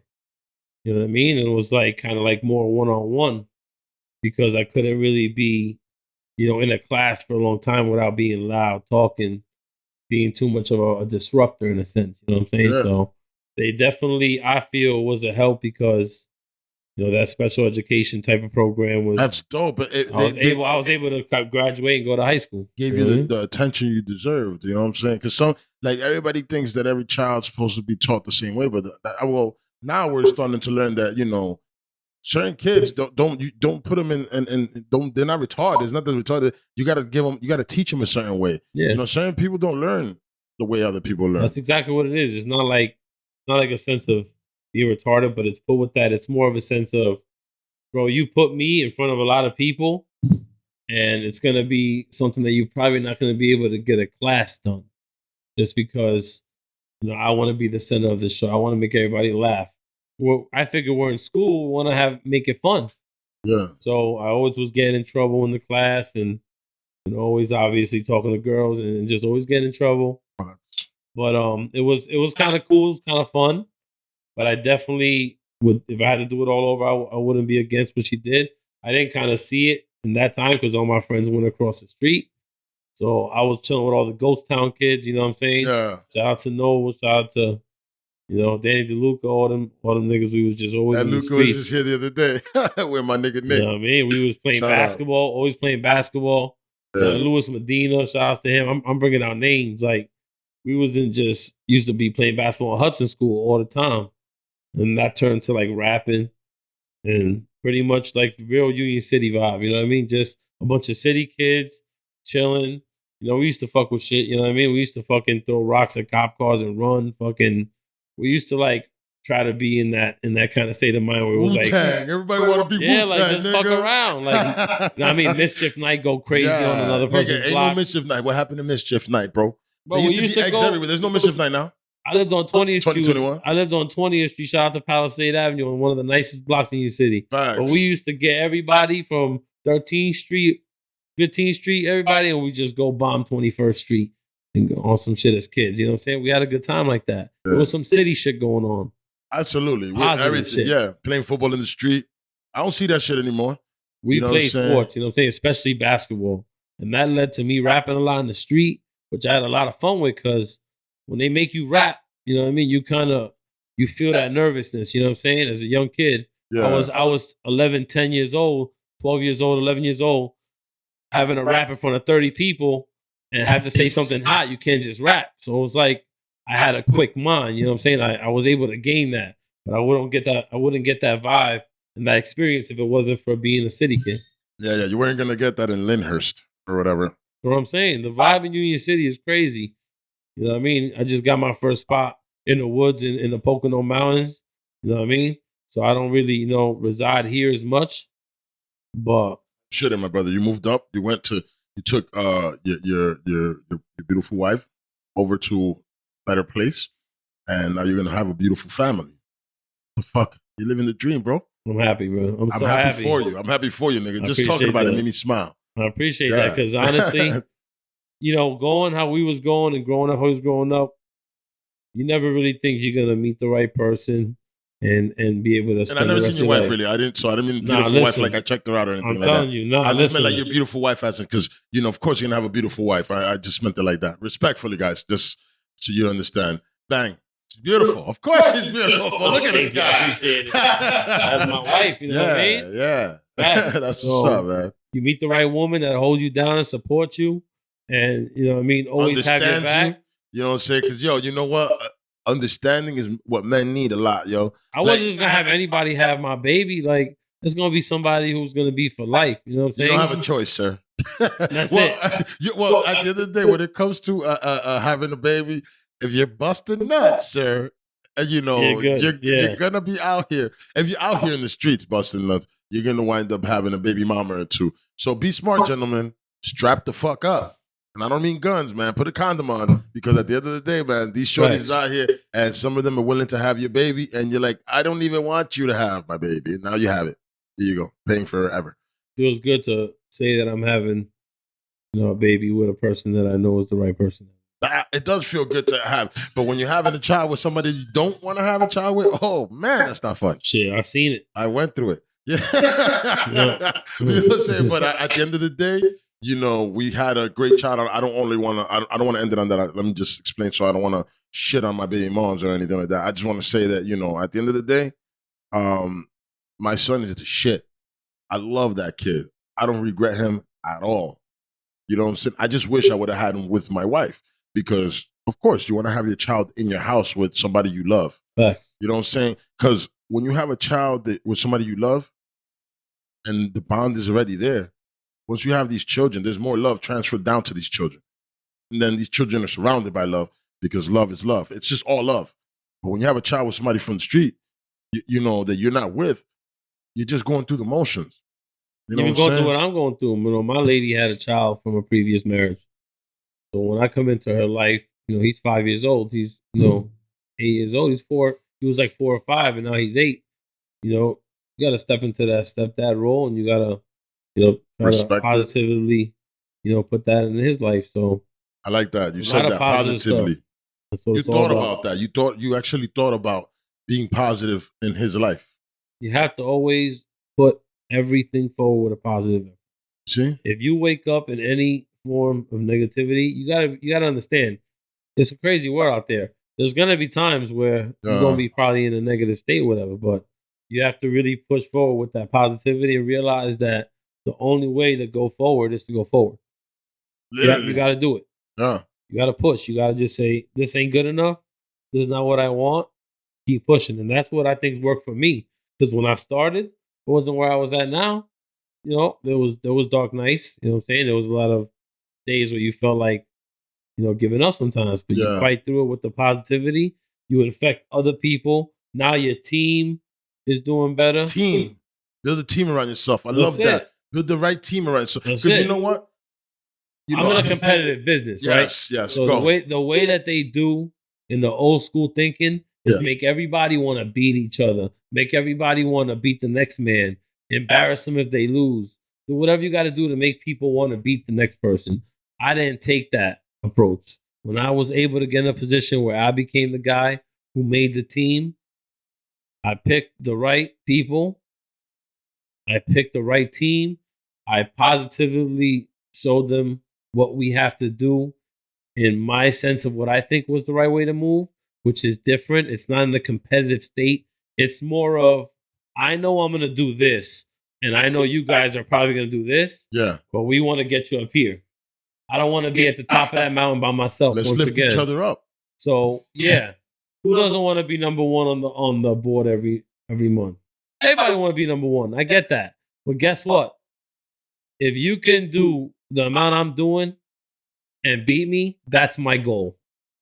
And you go, wait a minute, that makes no sense. Yeah, it does, because I already perform at a certain level. Yeah. So if my guys do better than I do 1 month, to me, that makes me, in a sense, feel a little good. You're fucking, yeah, man. Everybody's working. It's not, you gotta be really you gotta be unselfish. Yeah. A lot. Yeah. A lot of we're in a selfish world where it's dog eat dog, and you gotta kind of be about yourself too. But in this sense, what's worked for my team is the fact that we have an approach more of, we get a sense of accomplishment from doing for a brother or seeing a brother win the same way we would if we were. That's our approach. My nigga, if more people felt like that, we would be having more success in the world. You know what I'm saying? You got guys that were delivering pizzas before I started training them. And now they driving Benzes and they living that life at 21, 22 years. I got these guys young. I trained them. I taught them exactly what I think worked for me and that positive outlook. And they picked that shit up and they ran with it. Yeah. And now I got a team full of people that go in every day with that mind frame. And it's like, it's crazy. You got people fighting to pay for each other's food. Like, don't disrespect me, nigga. I got this shit. Like, that's respect. I love that. I love that. Yo, chill, bro. I got you. I'm gonna take care of you. Nah, nigga. I'm taking care of you, and I don't want to hear it. Like fighting over paying for each other because we have a family vibe. It's like, yo, I want to take care of you today, man. It's my turn to take care of you, nigga. Yo, a guy's sick. A guy don't come in. One of his clients come in. In any other place, motherfucker will take what client. See you later, nigga. In our shit, we do this shit front to back for the brother. He get everything. We don't get a dime. I would do that too. I have no problem. Time is money. You feel me? Man. You got to give your time for free for that brother. Yeah. So that's what we do. That's our mind frame. We're gonna eat. That's what works. Yeah, that's your boy. I got you, man. Nothing feel better than that person. Imagine you was that person that didn't come in that day because you were sick, and you made a sale and you made $500, and you come in the next day to work after your sick day, and you look on your desk, and it's all the paperwork of a deal that you just got done for you, and you didn't fucking lift a hand. And not only that, you keep every cent of the commission. You don't hear about it. Oh, who the fuck's gonna do that? Now, of course, some of the brothers sometimes, what they do is they'll break and they go, I'm absolutely. You get 200 I don't of care. that. I know you said no, bro, but here, I'm cash apping you. You can't even take it back. We be doing the 3-no rule and shit to each other. Like, yo, I got it. No. Yo, come on, I got it. No, like if you do it 3 times, like, all right, bro, you win. You know what I mean? And sometimes we will break each other off from the sale just because that's the right thing to do. I agree. But a lot of times we just don't because we got that theory of everyone's got to eat. Everyone's got a family. Every sale's crucial. What? If I'm good already for the week, to be honest, I don't need those extra $200 or $100 you're going to give me. My brother, have it. You're good. You know what I'm saying? Because I'm going to you know what? We're human. There's going to be a day that I'm going to be fucked up, man. And you know what? If you have me that day, I appreciate you. I took a little bit of a crazy approach, Heck. Go. I got up front. When I made the system, when I thought about it, I was a little thrown off because I was like, it's going to be hard to make a grown man believe that he's going to do a whole deal for someone, waste 2 hours of his day and not see a cent. But I got these guys all to do it just because it's the theory of feeling good off the other person's success. And once again, sometimes the guys will say, I'm not taking any money, and they'll end up winning over and not taking any money. Yeah. So it just makes everybody happy. It creates a positive outlook. It's a brotherhood, bro. That's why we call it the brother. We call each other brothers. We don't do that whole friend shit. This is bigger than that. This is you come to my nigga. You come to my table. You know what I'm saying? Like just like you and your father. Y'all can come to my house and eat at the table. I do that with my team. Go to these other places. They don't fucking. They work. They see each other at work. They don't fuck with each other like that. Nah, man. We take it a step further. We say good chemistry equals good success. And good success is only made by positive thinking and positive actions. Fuck the words. Anybody can say, yeah, I'm positive. That's that fake shit. You gotta put the positive to the action. Facts. I'm not positive. I don't even call myself that positive because I have a lot of negative mentality issues that I'm working through. You know what I'm saying? So I don't be like, oh, I'm mad positive. But people be like, damn, Hector, you're mad positive. I'm like, thank you. But I'm working through a lot of fucking demons in this motherfucker. And I'm not a guy that ever wants to go out and be that guy. So here goes the guy talking about being positive. What I do is I just do it through being who I am. Yeah. Show and prove, bro. I just am who I am. And typically people will get that positive vibe. And we do live in a monkey see, monkey do world where basically if you're around people, what you see, what you're around, you typically can emulate easier. Yes. What you're around, what you look at, what you listen to, what you put your mind into is typically where you're going to go with it. So if you're around somebody who can make you see the positive and shit, and you know how he performs, you know his performance, it's like trying to be a basketball player and LeBron James is telling you, yo, you know what I mean? Think positive. That's all. This is what works for me. Yeah. Think positive and see what Success happens. breeds success, man. Works. You're works, around because it. Or all these guys positivity are doing brings well. positivity. You know what I'm All saying? these guys doing well. Yeah, I love that. All well. Even my brother, shout outs to Hallis, you know what I mean? Hallis Cook, you know what I mean? Training kids, putting the time in, making them better, giving a service a little more than just making your son a better basketball player. He over here trying to make your son a better man, teaching them things that That's what the he's community learned. needs more of, yeah. So shout outs to Hallis for that too, man. That's my Yeah, man. the community needs more more men, first of all. More men. Stop trying to feminize men. You know what I'm saying? We need more men talking like men, more men fucking with the bass in their voice, more men working out and showing kids that, yo, we need to be healthy, more men teaching kids how to treat ladies, how to treat the girls, Right. teaching boys how to treat girls. Because you know what I'm saying? As a young man, you should, know how to treat a girl, because then when you're a man, you know how to treat a woman. So you gotta, we need more of that in the community and shit. And we need more teachers which are around our children to do shit like that. You know what I'm saying? Because I've been teaching my son how to be a man. I've been talking to him about shit. I teach my girls are 4 and 2, so they're not old enough for me. But everything I say, or teaching them how to sit like a lady, things like that. That you teach them as they're growing up affects them as when they're a woman. Especially being a father as a man, which you're about to be a father to a daughter. You know what I'm saying? You need to be an example for her to see how a man treats a woman. You need to treat her mother how you want your daughter to be treated around them. You know what I'm saying? Sometimes, your wife might get you annoyed. You want to be like, man, what the fuck? You know what I'm saying? Or whatever. But you got to cool it off, because you know that you want your daughters to understand that they need to be respected. Respect is something that a lot of people are losing nowadays. Right? Haven't you noticed that shit, yo? No, I feel you on that. The world is in a different place, but I think social media is making that. We're too impersonal. There's more negative than positive, so it's hard to beat that shit. You can look at it like 1 versus a million. You know what I mean? It's very overpowering, but I'm still gonna do everything I can to put that shit out there, because I feel like every person in this world affects the outcome of what's around them. So if every person I meet, I want to make them feel important. You know what I mean? It's not on some corny shit. You don't go too crazy with it. But if you can fucking open the door for fucking somebody, you could do some. Why not? If you can, someone waves, he says hi, and more senior, whatever. Just an old lady's carrying some bags, you grab them up for her. I mean, don't just grab them up. Shit like ask that. her. You know what I'm saying? Shit like that. I've just give me a second.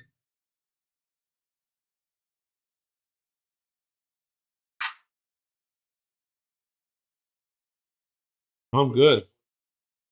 But yeah, even being black, you know what I'm saying? Because I'm Dominican, but I'm black. My color, of course. Try to go up to help people. I've had bad reactions. You see an older lady and you try to come up and be like, "Hey, miss, you need some help," and they look at you like you're trying to rob them. That's not to be negative. I know we're talking positive, but that's also, don't let that shit stop you from being helpful to people. That's all I wanted to get at. I really because try it's not happened to me before. I really just try, like, even with conversation, like I'm a person that has a lot of relationships with people, so I'll get phone calls all the time for opinions on things from people, and they want to talk. Well, guess what? I have to give that person the outlook that I bring to the table, which is in a positive state. Yeah. So a person can call me not in that positive state, really not really happy, having a bad day like we all have sometimes. It happens. And yo, Mike, man, fuck this motherfucker. Go, guess what, bro? We're doing this, we're doing that, we're gonna be doing this. This is more important than that. Back. And you can change the outcome of people's days with your opinion. your approach. This is true. I got 4 brothers and 2 sisters, bro. They get my phone ringing all the time. So I always got to make sure I take time out of my day to positively influence people that I love lives. Jesus, your family's bigger than I thought. Your family's bigger than I thought. Very big. Jesus Christ. Yeah. And hold on. Y'all still got the construction company? My brother Jeff, has a construction company right now. All right. My brother Clint actually, pretty much wanted to give his life to his kids. And he's, coaching a very high, baseball program right now. That my nephew plays for. That's what's up, man. So that's what's up. Yeah, as long as he's getting paid, I'm sure he figured it out. I mean, I saw a nigga riding around Ferraris or some shit. Yeah, you know what I mean? He had a good run. He was doing his thing. So at the end of my the brother day, Dan wants to open up like some Cuban dive bar, like I love that. That's dope, I mean? man. I think he want to call it like Abuelitas or something, where it's like you come in and it's like one thing, like grandma cooked today this, and just that kind of vibe. Yeah, hip hop type music vibe, I like that. It's almost like soup Nazi-ish. Might even, you know what I mean? You might even catch a performance. You might even catch an Allwell performance, As you should, nigga. Hell yeah. You better come bless the stage. That'd be ridiculous if you don't show up there every once in a while and bless the ears. That's what I think Union City is missing. Like, we got our spots that we usually. Yeah, we got Arawaks. Shout out to Arawaks. Them niggas was on the podcast. Right. They got a little spot that you can go over there, have a little bit of tea. You know what I'm saying? Buy some merch and you know what I'm saying? Listen to performance. You know what I mean? Huh? Niggas grew up on Nano's fucking 19th Street, motherfucking 18th Street. His sandwiches, his cheap sandwiches. Oh, Nano's, man. That's that. Nano's, yo, Nano's. I still pop up there. Shout out to Nano's, man. Yo, but you know what? Yo, remember Steve's? Nigga, Steve's steak sandwiches, man. Union City shit, my nigga. Anybody, all my Union City fellas. And you know what? Fuck all peoples. Fuck all that. Niggas was coming from Jersey City up here. Niggas was coming from fucking West New York, everywhere to come eat Steve's sandwiches, man. It's just so. At the end of the day, that shit was a Hudson County movement. That spot back in the days. I hate that spot got closed. Do you remember Steve's steak sandwiches? That was a long time. Yeah. That was. You know what? How old are you? I'm 35 right now. Oh, you're not a lot younger than me. I'm 38, about to be 39 in November. You're talking Steve, talking 2000. No, 98, talking 90, early. I was in the second grade when I first started going to that place. So 94, 93. So that's, like early 90s, you know what I'm saying, 90-somethings or whatever. I remember going to that shit like a 9-10-year-old. Yeah, exactly. I used to leave at my second grade classroom, you know what I'm saying, for lunch, like on some sneaky shit to go buy a sandwich. I was already fucking running around as a little nigga, you know what I'm saying, because my parents used to give me money in my pocket to go to the corner store. But I used to dip and go to fucking to the sandwich. But I had Tony's? Tino's Pizzeria. My bad. Yeah. So pretty much when you got a bad day or whatever, for whatever reason that you're going through, if you wake up the next day and let that shit affect you into the next day, you'll carry Just over. came back from pissing, guys, by the way, just so you know, because it's going to transition. It's going to be like, he's going to go into talking. But go ahead. Sorry about that. If you have a bad day, or shit don't go your way in any form, and you wake up the next day and you bring that type of energy and all that happened yesterday into the next day, you can't expect yourself to have a successful day. So you yourself are putting yourself in a more or less chance of being successful, positive, even happy. You know what I'm saying? Yeah. I'm a person that straight up dealt with depression. You know what I'm saying? Just from losing my pops and seeing what it did to my mom on a daily, seeing what it did to my family, and that depressiveness, took over. So another reason what helped me think about the way I think of all this shit is because how it's been working. Yeah. I'm having a baby with the best person in the world. I have a great career, making the best music ever. I got my first album coming out. That's something I definitely want to speak about here. Yeah, push it out here, man. We're definitely promoted all that. As soon as I felt like my life was in the best state, I felt like it's time to really put music out to the world. I've been making music for years. All of it's never seen the light of day. Yeah, that's what I was So I saying earlier. said- Like, yo, I want to see more out. I So I want said, to you be know able to what? find you easy. You feel me? This is where I'm at with it. This is what I'm feeling. I feel like no matter where I go in the world, in my mind, in my state, I'm basically good. She's looking for the bag. Yeah, put that shit over there. You know what I mean? I put that shit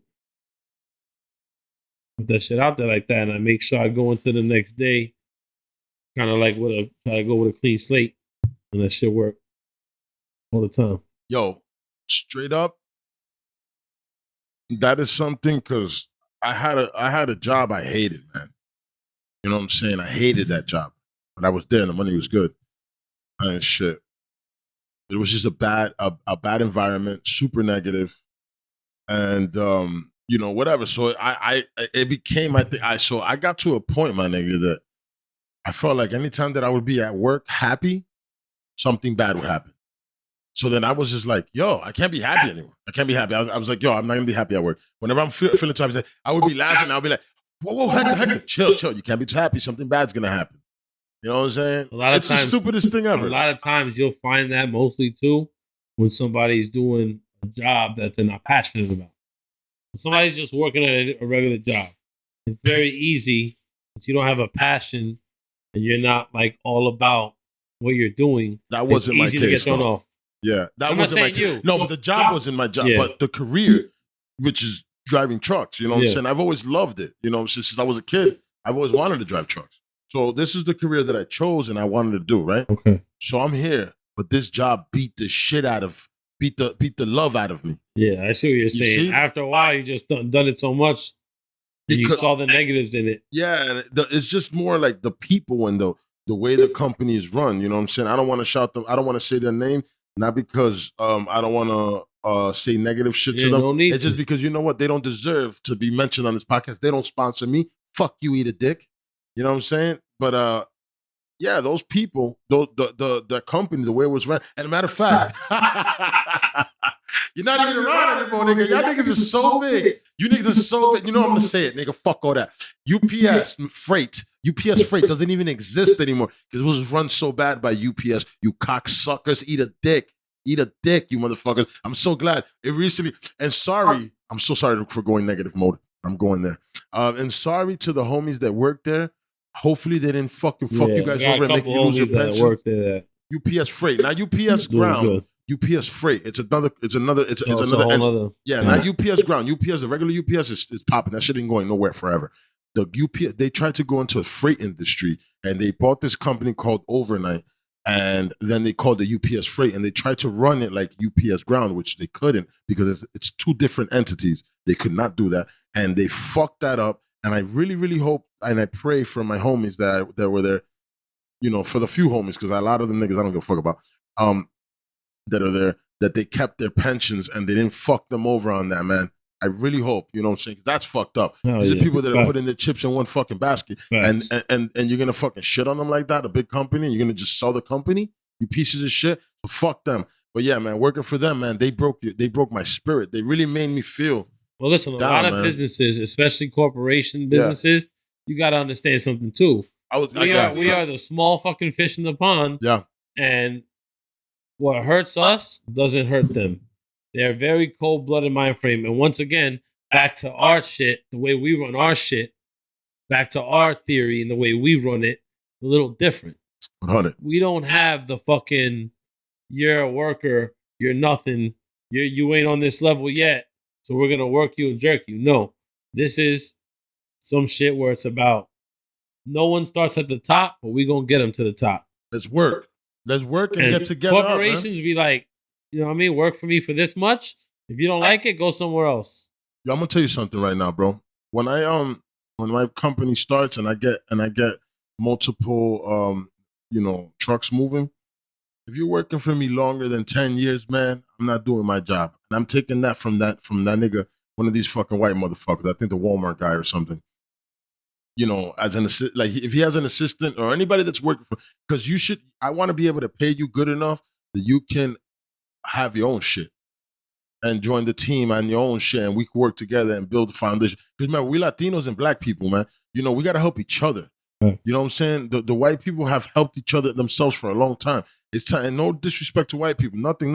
I'm not racist, but I know that what happens is that a lot of us become a yes a master, yes balls, motherfuckers. Once we start making money and we don't fucking help, not we, I'm saying, and the people that are like that don't help the people that were around you, the people you grew up with.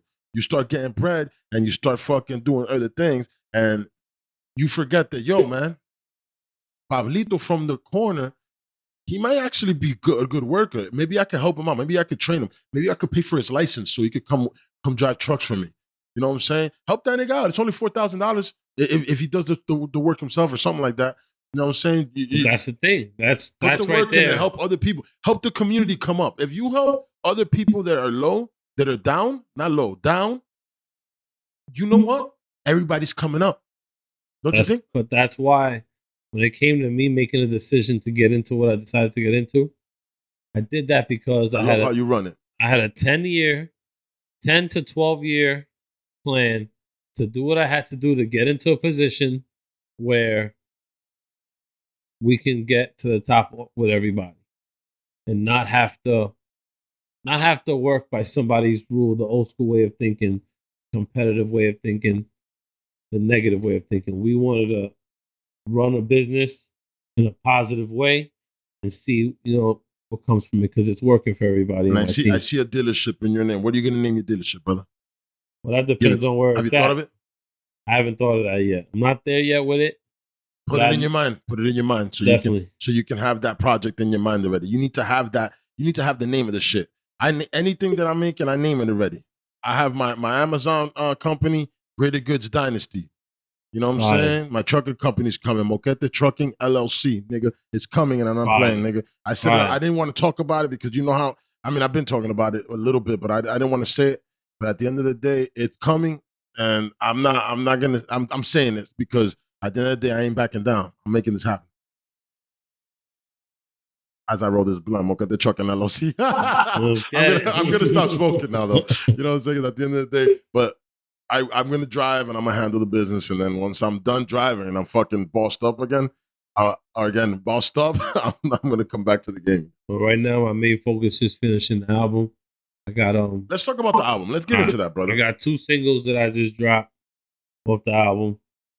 My first. Can we listen to it or something like that? Nah, we can't do that on there. Is YouTube going to fuck it up?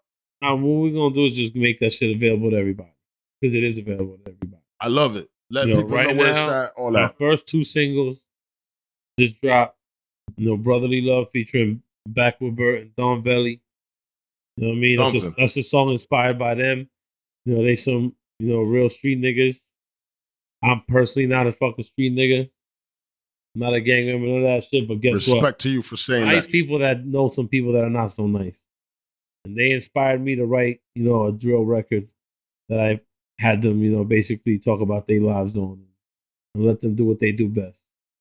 And I got another one that's like for the ladies, me and my brother Backward Burt. It's called Pick or Choose. And that shit has a lot of streams right now. It's going up. That shit's on fire too. Yeah, I'm very, very happy with the streams right now. You got some good sounds happening right now, brother. We got like 20K streams on that so far. So, we like where that's trending. I like that. That is fucking dope. We gotta definitely get more aggressive and shoot more videos. Videos is everything, bro. We need that. That's what I'm kind of like lacking on. I need to shoot more videos and put more content, in the video fashion out there. Yeah. But check me out at Allwell on all platforms. Check him out. Fire. It is. He's putting in work. I also got a project out with a Hippie Blue. It's Highland Festival. So you can check that out too. That's on all platforms as well. We vibing, we working. That's it. There's nothing else, to be honest. And shit. And I love that you have the music, but you also have work. You know what I'm saying? You actually get up every day and go do something. You're not home. You're not in your mom's couch, rapping and saying, this is gonna hit one day. Which is cool that that something's gonna hit, but my nigga.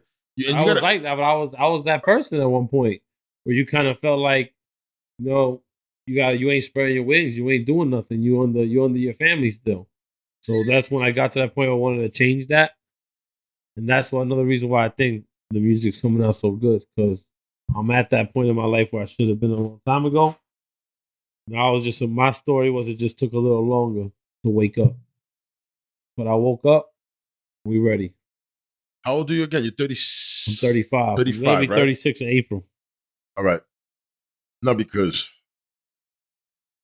when people think, because I hate when people do this, yo. People will go and they'll say, "Oh, you still rapping at 30?" I've said it before, and then I took it back, saying, took it back because then I realized, who the fuck am I? Who the fuck are you to judge another man's dreams that he's working towards?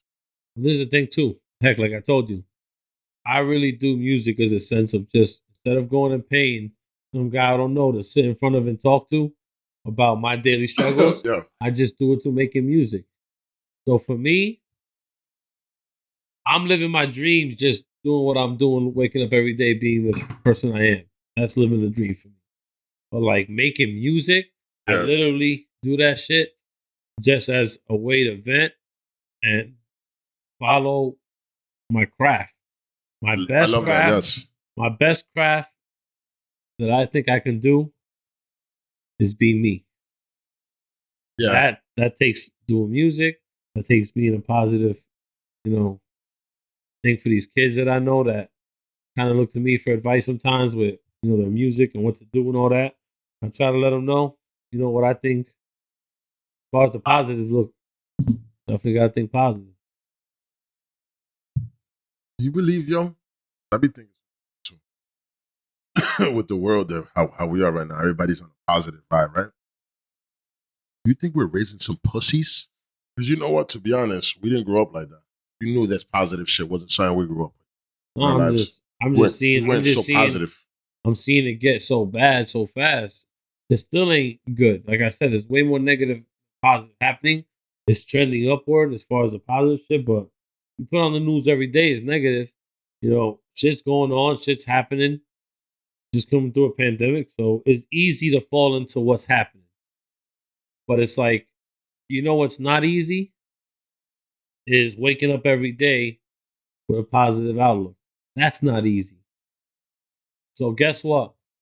Are you the type of person that wants to do something in your life in any form that's easy? Then that's fine. That's who you are. Me, if it's easy, everybody would do it. That's my outlook. And guess what? What you're doing right now could be a million people doing it, but it ain't easy. Nah, I have 1,000 people coming up to me or hitting me up, asking me questions, asking me how to what equipment.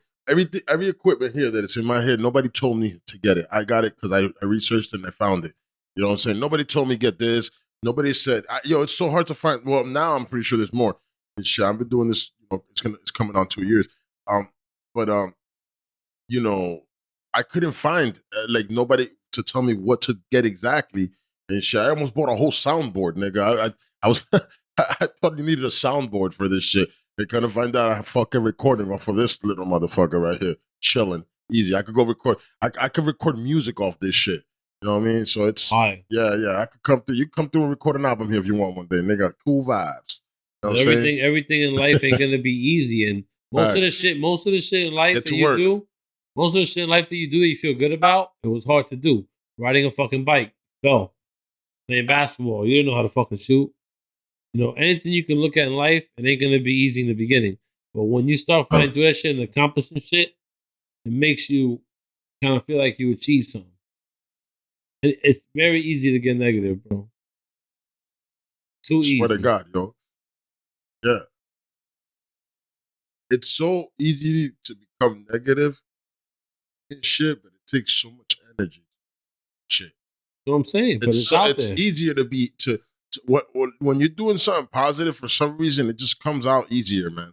But when you have a negative thought or you have negative shit you want to do towards people, kind of winds up making you. I don't know, man. It just takes over your mind. A lot of times you run into stuff as a kid where you had been tried here, tried there, and you didn't go grab a gun and kill the guy. At the end of the day, some might look at it and say, "Oh, you was a pussy with this and that." At the end of the day, I've been in plenty fights, but I also avoided some. That's life. You know what I'm saying? I wasn't always the person I am now. You know what? And I look Today at I'm it a like de-escalator, bro. I'm a de-escalator. You want to get tough? You want to get crazy? You know what I'm saying? As long as I can find a way to get out of that situation without us getting into a physical altercation, I will fucking. I prefer that. But this is what I think of. God forbid something happens where you make it out and the other person doesn't. Are you ready to possibly risk everything you have, positive influence you are for so many people that look to you? They look to you, bro. They look to you to be that shoulder to lean on. You're going to give all that up.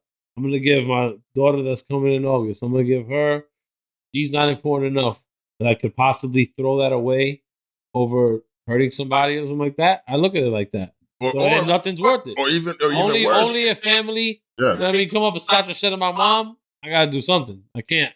Just to even... Nigga, that shit just got me mad as hell. My sweet little mother? She's so sweet, and your mom's sweet. You got sweet moms. I'm not gonna sit there and let that happen. But it's like also you gotta know what the fuck you're doing. Yeah, bro. I got that. Yeah, man. Yeah. No. There's certain things. There's times to be violent. There's times to not be violent. You know what I'm saying? And there's times to just be like, yo, man. You know what? You got that. At the end of the day, it ain't worth it. You know what I'm saying? But there's also times that you gotta be like, hey, man. I gotta get this today. We're gonna lock in. Because sometimes you gotta whoop somebody's ass, man. I grew up fighting with my brothers every day. It's not the same as fighting someone in the street. Nah, but you're still a man. You understand what it is. Pain is pain, but definitely in my younger days, I got into some shit where I kind of didn't attack it the way I should have, and sometimes I regret that shit. Like I should have stood up for myself more, but I was young as hell. I was 12. I was 11. Everybody has that story. I didn't have that mentality yet. I wasn't there yet. I was on some like, it ain't worth it at that age. Even though I was like, damn, I should have fucking. Nah, I was pussy. This motherfucker. I was pussy at the moment. I'm gonna be real. I'm like, damn, you know what? I got moments. You know what? Respectfully, you know what I'm saying? I'm no pussy, and niggas didn't know me. No, I'm not. But at the moment, I go back and I'll be like, damn, heck, you was pussy. That moment, you probably should have attacked. I was only 3 of them.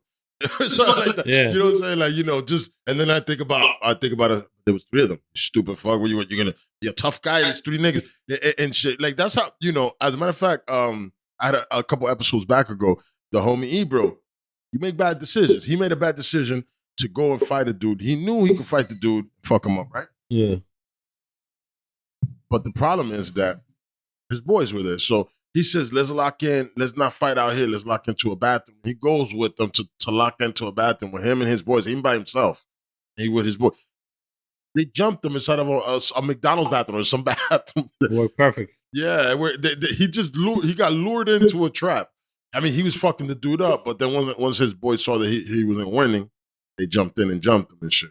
So it's just like, sometimes, an L is a W, man. You can think about that L. It's gonna hurt, but at the end of the day, you alive, man. King Von would be alive now if he didn't go and go try to hit Quando Rondo. You feel me? To be honest, I'm on some positive shit, man. I'm trying to just be on a different way of thinking. Respectfully to King Von, rest in peace. Facts, rest in peace. I don't shit on people's death or anything like that. You know what I'm saying? Now, if you somebody that's done me wrong, man, fuck you alive and dead, nigga. I don't give a fuck about you alive or dead. I'm sorry, to be honest. I'm not trying to be negative. I'm just saying that at the end of the day, death doesn't change my feelings for you. Yeah. To be honest, if I loved you after death. What do you mean? If I hate you in life, I gotta love you now because you died, nigga? No. Fuck out of here, nigga. Fuck you, man. Rest in shit. No. I don't have people in my life that nah. There's a couple people I lost. I have a lot of shit. Good people though, right? Yeah, 100%. Like most of the people that I really got love for, like my pops, my grandma. You know what I'm saying? My boy Munch, rest in peace. He done passed away last year at a young age. It's like always a reminder by them. You know what I mean? Like my dad gave me this bracelet. You know what I mean? Wow. Before he passed away, and it's something that I wear. I would never take it. Like my chain. My pops gave me that. I would never. He's alive, but it's something that it matters to me. Yeah. You know what I'm saying? Give it He's to me a always let me long borrow time it. ago. He used to always let me borrow it because, I don't want to look fly. And then he said, so whatever happens to me, I want you to have it. I wear it in remembrance of him. That shit is fly. As a matter of fact, I looked that shit a couple times. I looked down a couple times. I look at this nigga shot. But yeah, bro. Do the cap. We ain't gonna be like, yeah, I spent it. Appreciate it, bro.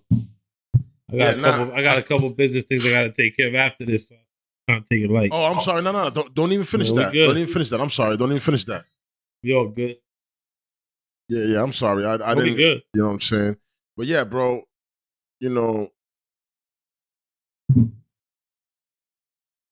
Anything else? You know what I'm saying? Before we get out of here, that you want people to know about you, about your experiences, and I'm not saying it's like something you got to say in 2 minutes. I'm saying anything you want to talk about, anything you came here and you had in mind. For me, my story that I really just want to put out there is, growing up, having some trials and tribulations coming from a middle class kind of neighborhood. Fought addiction. Fought a lot of shit that I had to fight through. Losing my pops was definitely a big knockdown for me. I felt like I was at my bottom, but I was able to fight through that shit with a positive outlook. Person that I think if I meet somebody, I want them to leave happier than came in. I'm big on putting that out there. That's kind of like how my father was. My father was the type of person that would go into a place, talk to all the girls, the ladies, tell them they're beautiful, fake flirt type shit. Like, he was on some OG shit. He make fun of people. He was a lively person, so I take after him. So that's what I try to infect the world that way.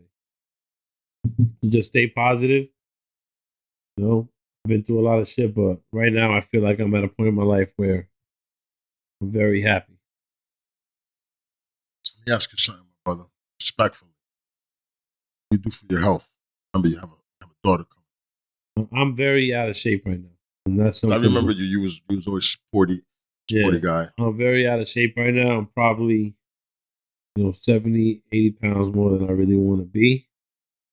I used to go to the gym before the pandemic, and then I let that shit. I have a house now, nigga. Order some weights. Get it popping. I'm gonna get some weights. You see my little spot? I just bought a bench. All that there. That's the type of shit I gotta get because I got a basement downstairs. Yeah, we can make shit. It's not finished right now. Yeah. But I kind of put off finishing it, but I gotta finish it. I gotta get a gym down there, before you buy a gym, anything from a gym, talk to me. I can put you in the right direction. Yeah, because I'm you know what I'm saying, there's people selling shit for way too much, and I got the guy that has it that can get you the right price, and you'll be happy. They'll set you up properly. You need a nice little setup where you're gonna be at. That's gonna be, you know what I'm saying. Look at my shit. It's good. I could do squats on that. I could do everything. I'm working right now to be a better me. Shit, and the only reason I say that is because I know you have a child coming. Shit, but what are you planning on doing? Just a breakdown. Right, you know what I'm saying? Because you were a healthy man. You understand sports. My biggest thing was I kind of used my career as an excuse to stop doing things that kept me fit, such as I used to play basketball 3 times a week at an open gym that we rented out. Got into the car business. Schedule was 9 to 9. You fucking done a lot of times in your mind. Even though you can still go home and work out, stop playing basketball. And from playing basketball now, not really doing much. And you're eating not really healthy food. Because when you're at work, you order from the diner. You order from fast food places, bad shit. You know what I'm saying? So in time, year to year, gain 5, you gain 7. About 2 years ago, I was just pretty much tired of this shit.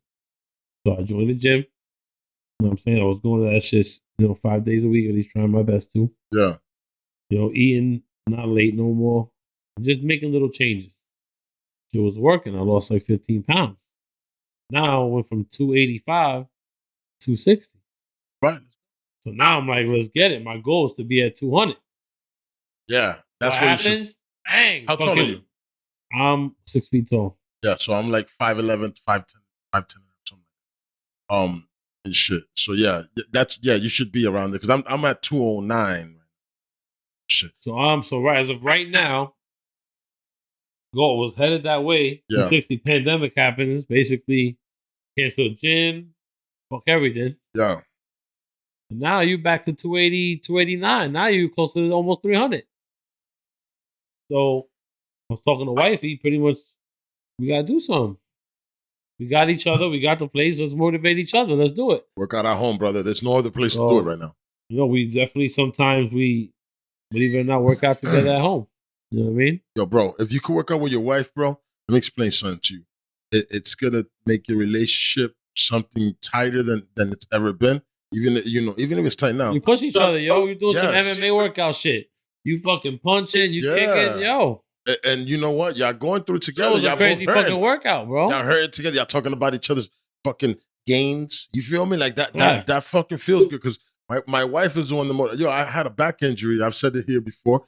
I had a back injury last year. My nigga, I gained mad weight. My nigga, I fucking had like this belly pouch going, and I didn't have. And shit. But I'm a fat dude. I was always fat. I was never skinny. You know me. I was never a skinny dude. But I was never really, really fat. You know what I'm saying? But I was never skinny. So, but I caught myself just gaining, and I was getting comfortable with it. And then my wife started working out, and I'm looking at her, and shit. She's in her little shorts, and I'm like, yo, you looking good and shit. I'm like, she's looking good. I'm not feeling good, and she's looking good, and I need to fucking catch up. You know what I'm saying? She's like, I've been telling you. You know what I'm saying? And she's like, she just led by example to me. She literally led me by example. Like, yo, I'm gonna do what you're gonna. What if you're not gonna get it in? I'm gonna get it in. She started working out in the house, and you know what I'm saying. She's a stay-at-home wife. You know what I'm saying. So she's working out in the house, and she's looking good. I'm like, I need to get right myself. You know what I'm saying? And then and my back was injured and shit. And I just I had the like 2 herniated discs. It's not crazy, but herniated discs. Oh no, it is crazy. Nigga. If you have had herniated discs, nigga, you know that motherfucker hurts 24 hours a day. At you become you're irritable. You're an asshole. I was an asshole for 9 months, bro. In this motherfucker, not a full asshole, but it was just I couldn't play with my kids. It was horrible, my nigga. Yeah. But she motivated me. She was like, yo, at least try something. And my nigga, so I started working out. I came down here. I started doing dips. I started doing what I got to do, and working with the little weight that I had at the time. Yo, my back started feeling better. The herniation went away, my nigga. In like a matter of like 2-3 months, I was like back to normal, like walking, standing up straight, and carrying my kids, and just back to normal. So all I'm saying is that working out changes everything. Changes attitude. It changes dick pressure. It changes. It should be like, yo, only half an hour type shit. Yo, you got half an hour. That's what they make you say it. Yo, your half hours. Now listen, it's a hard fucking half hour. You're working. This motherfucker make you feel like you ain't shit. But you're working. It's definitely something that we gotta get back into. We gotta get back on the ball. Yeah, my brother. I just say respectfully, I'm not looking at you as in like, oh, Mike's fat. I'm looking at you as in, oh, I want Mike to be healthy. Because he has a child coming. There's a wife around. He has people to feed. You feel me? So that's the only reason I don't want you to like just think that I'm, I mean, what are your thoughts? You don't feel any way about what I'm saying, no, do you? Right now, I'm not where I need to be.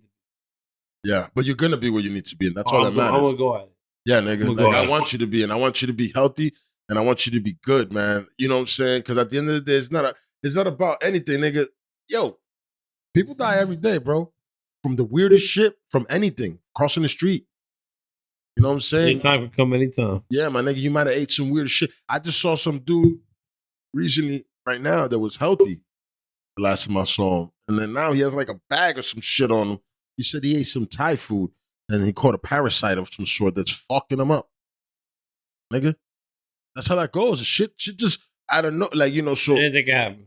Anytime. Say that again? Anything can happen anytime, yeah. 100%. So it's like, I think, of course, take care of yourself.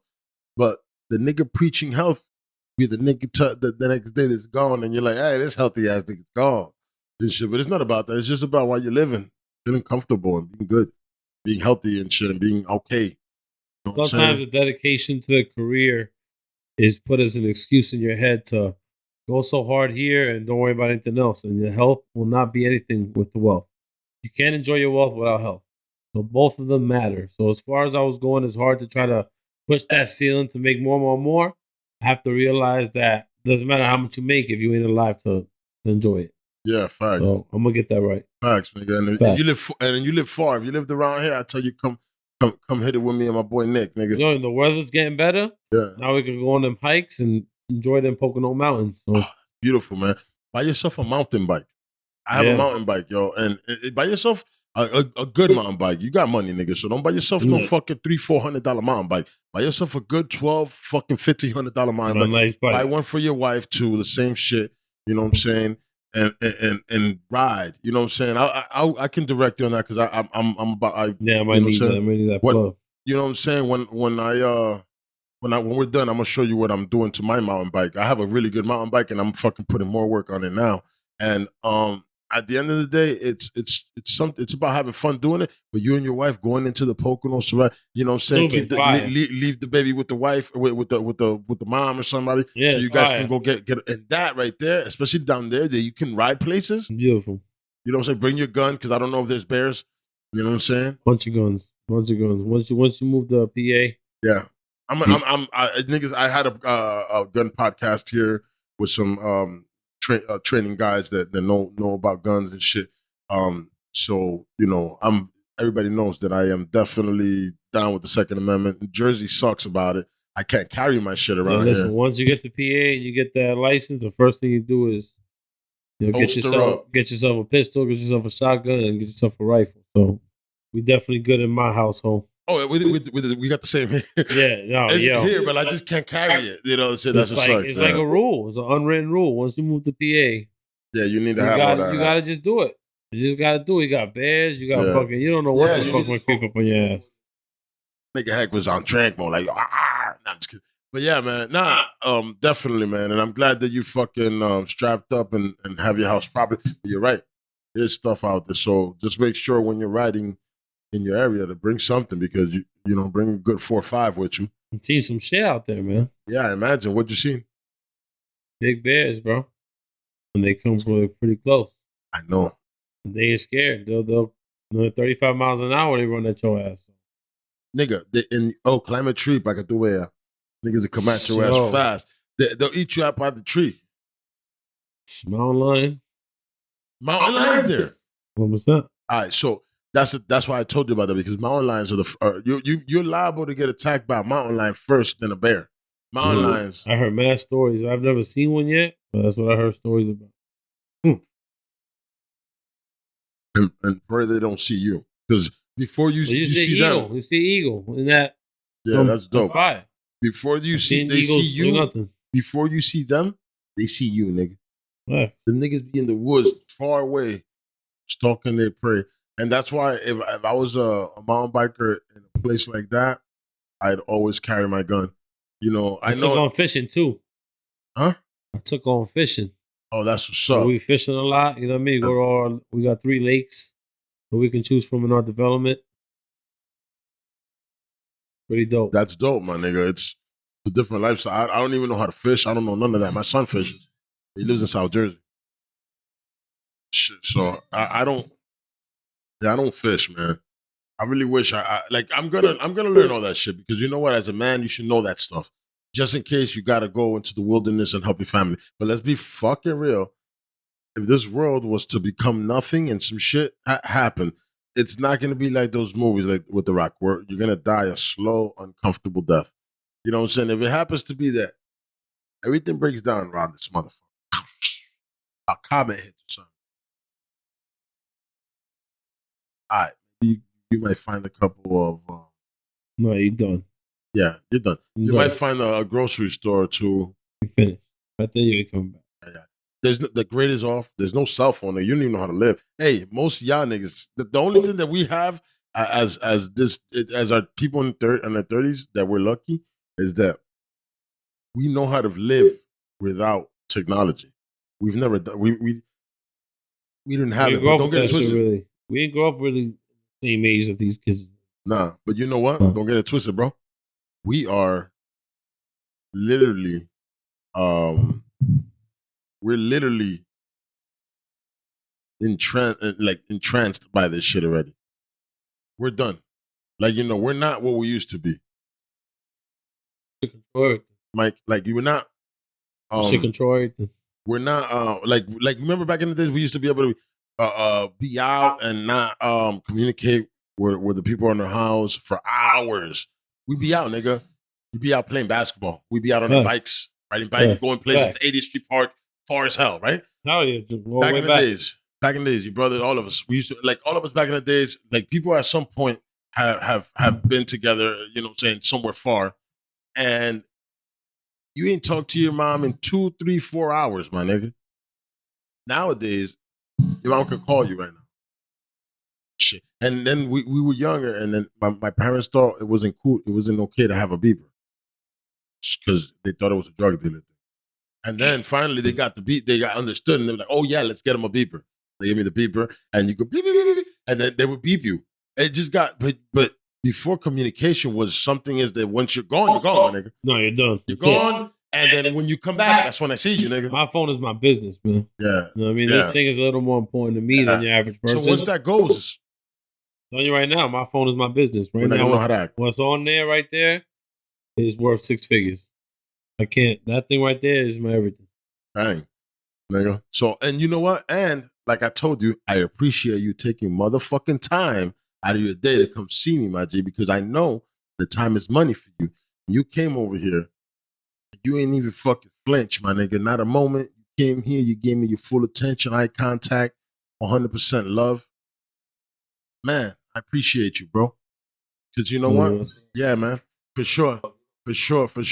Family, man. It's family. No bullshit. It's family. Yeah, man. Your pops and my pops knew each other. Yeah, man. Your family's been family because you know what? Your family's been around. And you came and my father knows you. You know what I'm saying?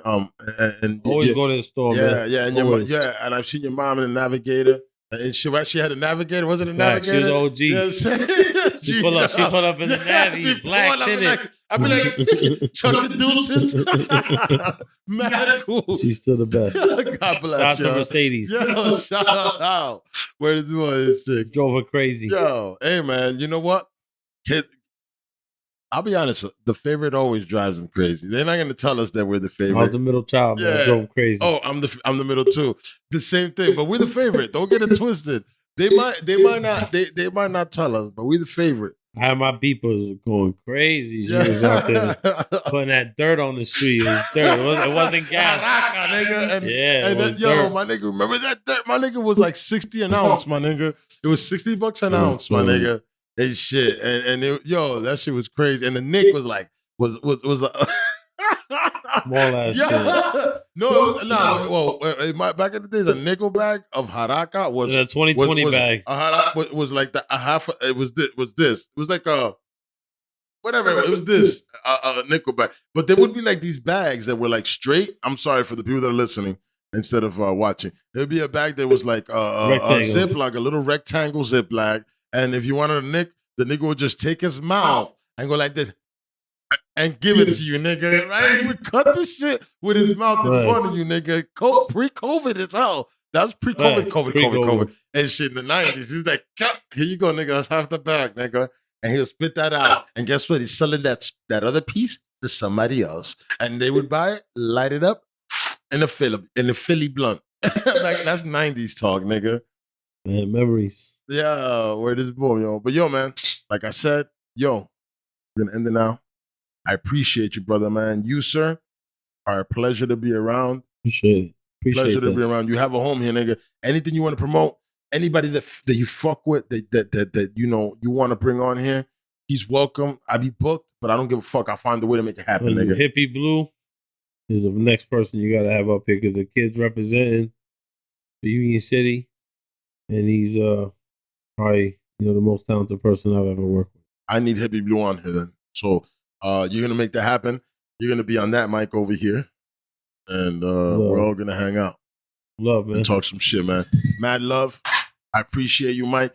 Yo, this Whiskey No Chaser, man. See ya. Chopper, chopper. Chopper, chopper. Chopper, chopper. Chopper, chopper. Chopper, chopper. Chopper, chopper. Chopper, chopper. This episode was produced by Appaloosa Media. You can find us at AppaloosaMedia.com.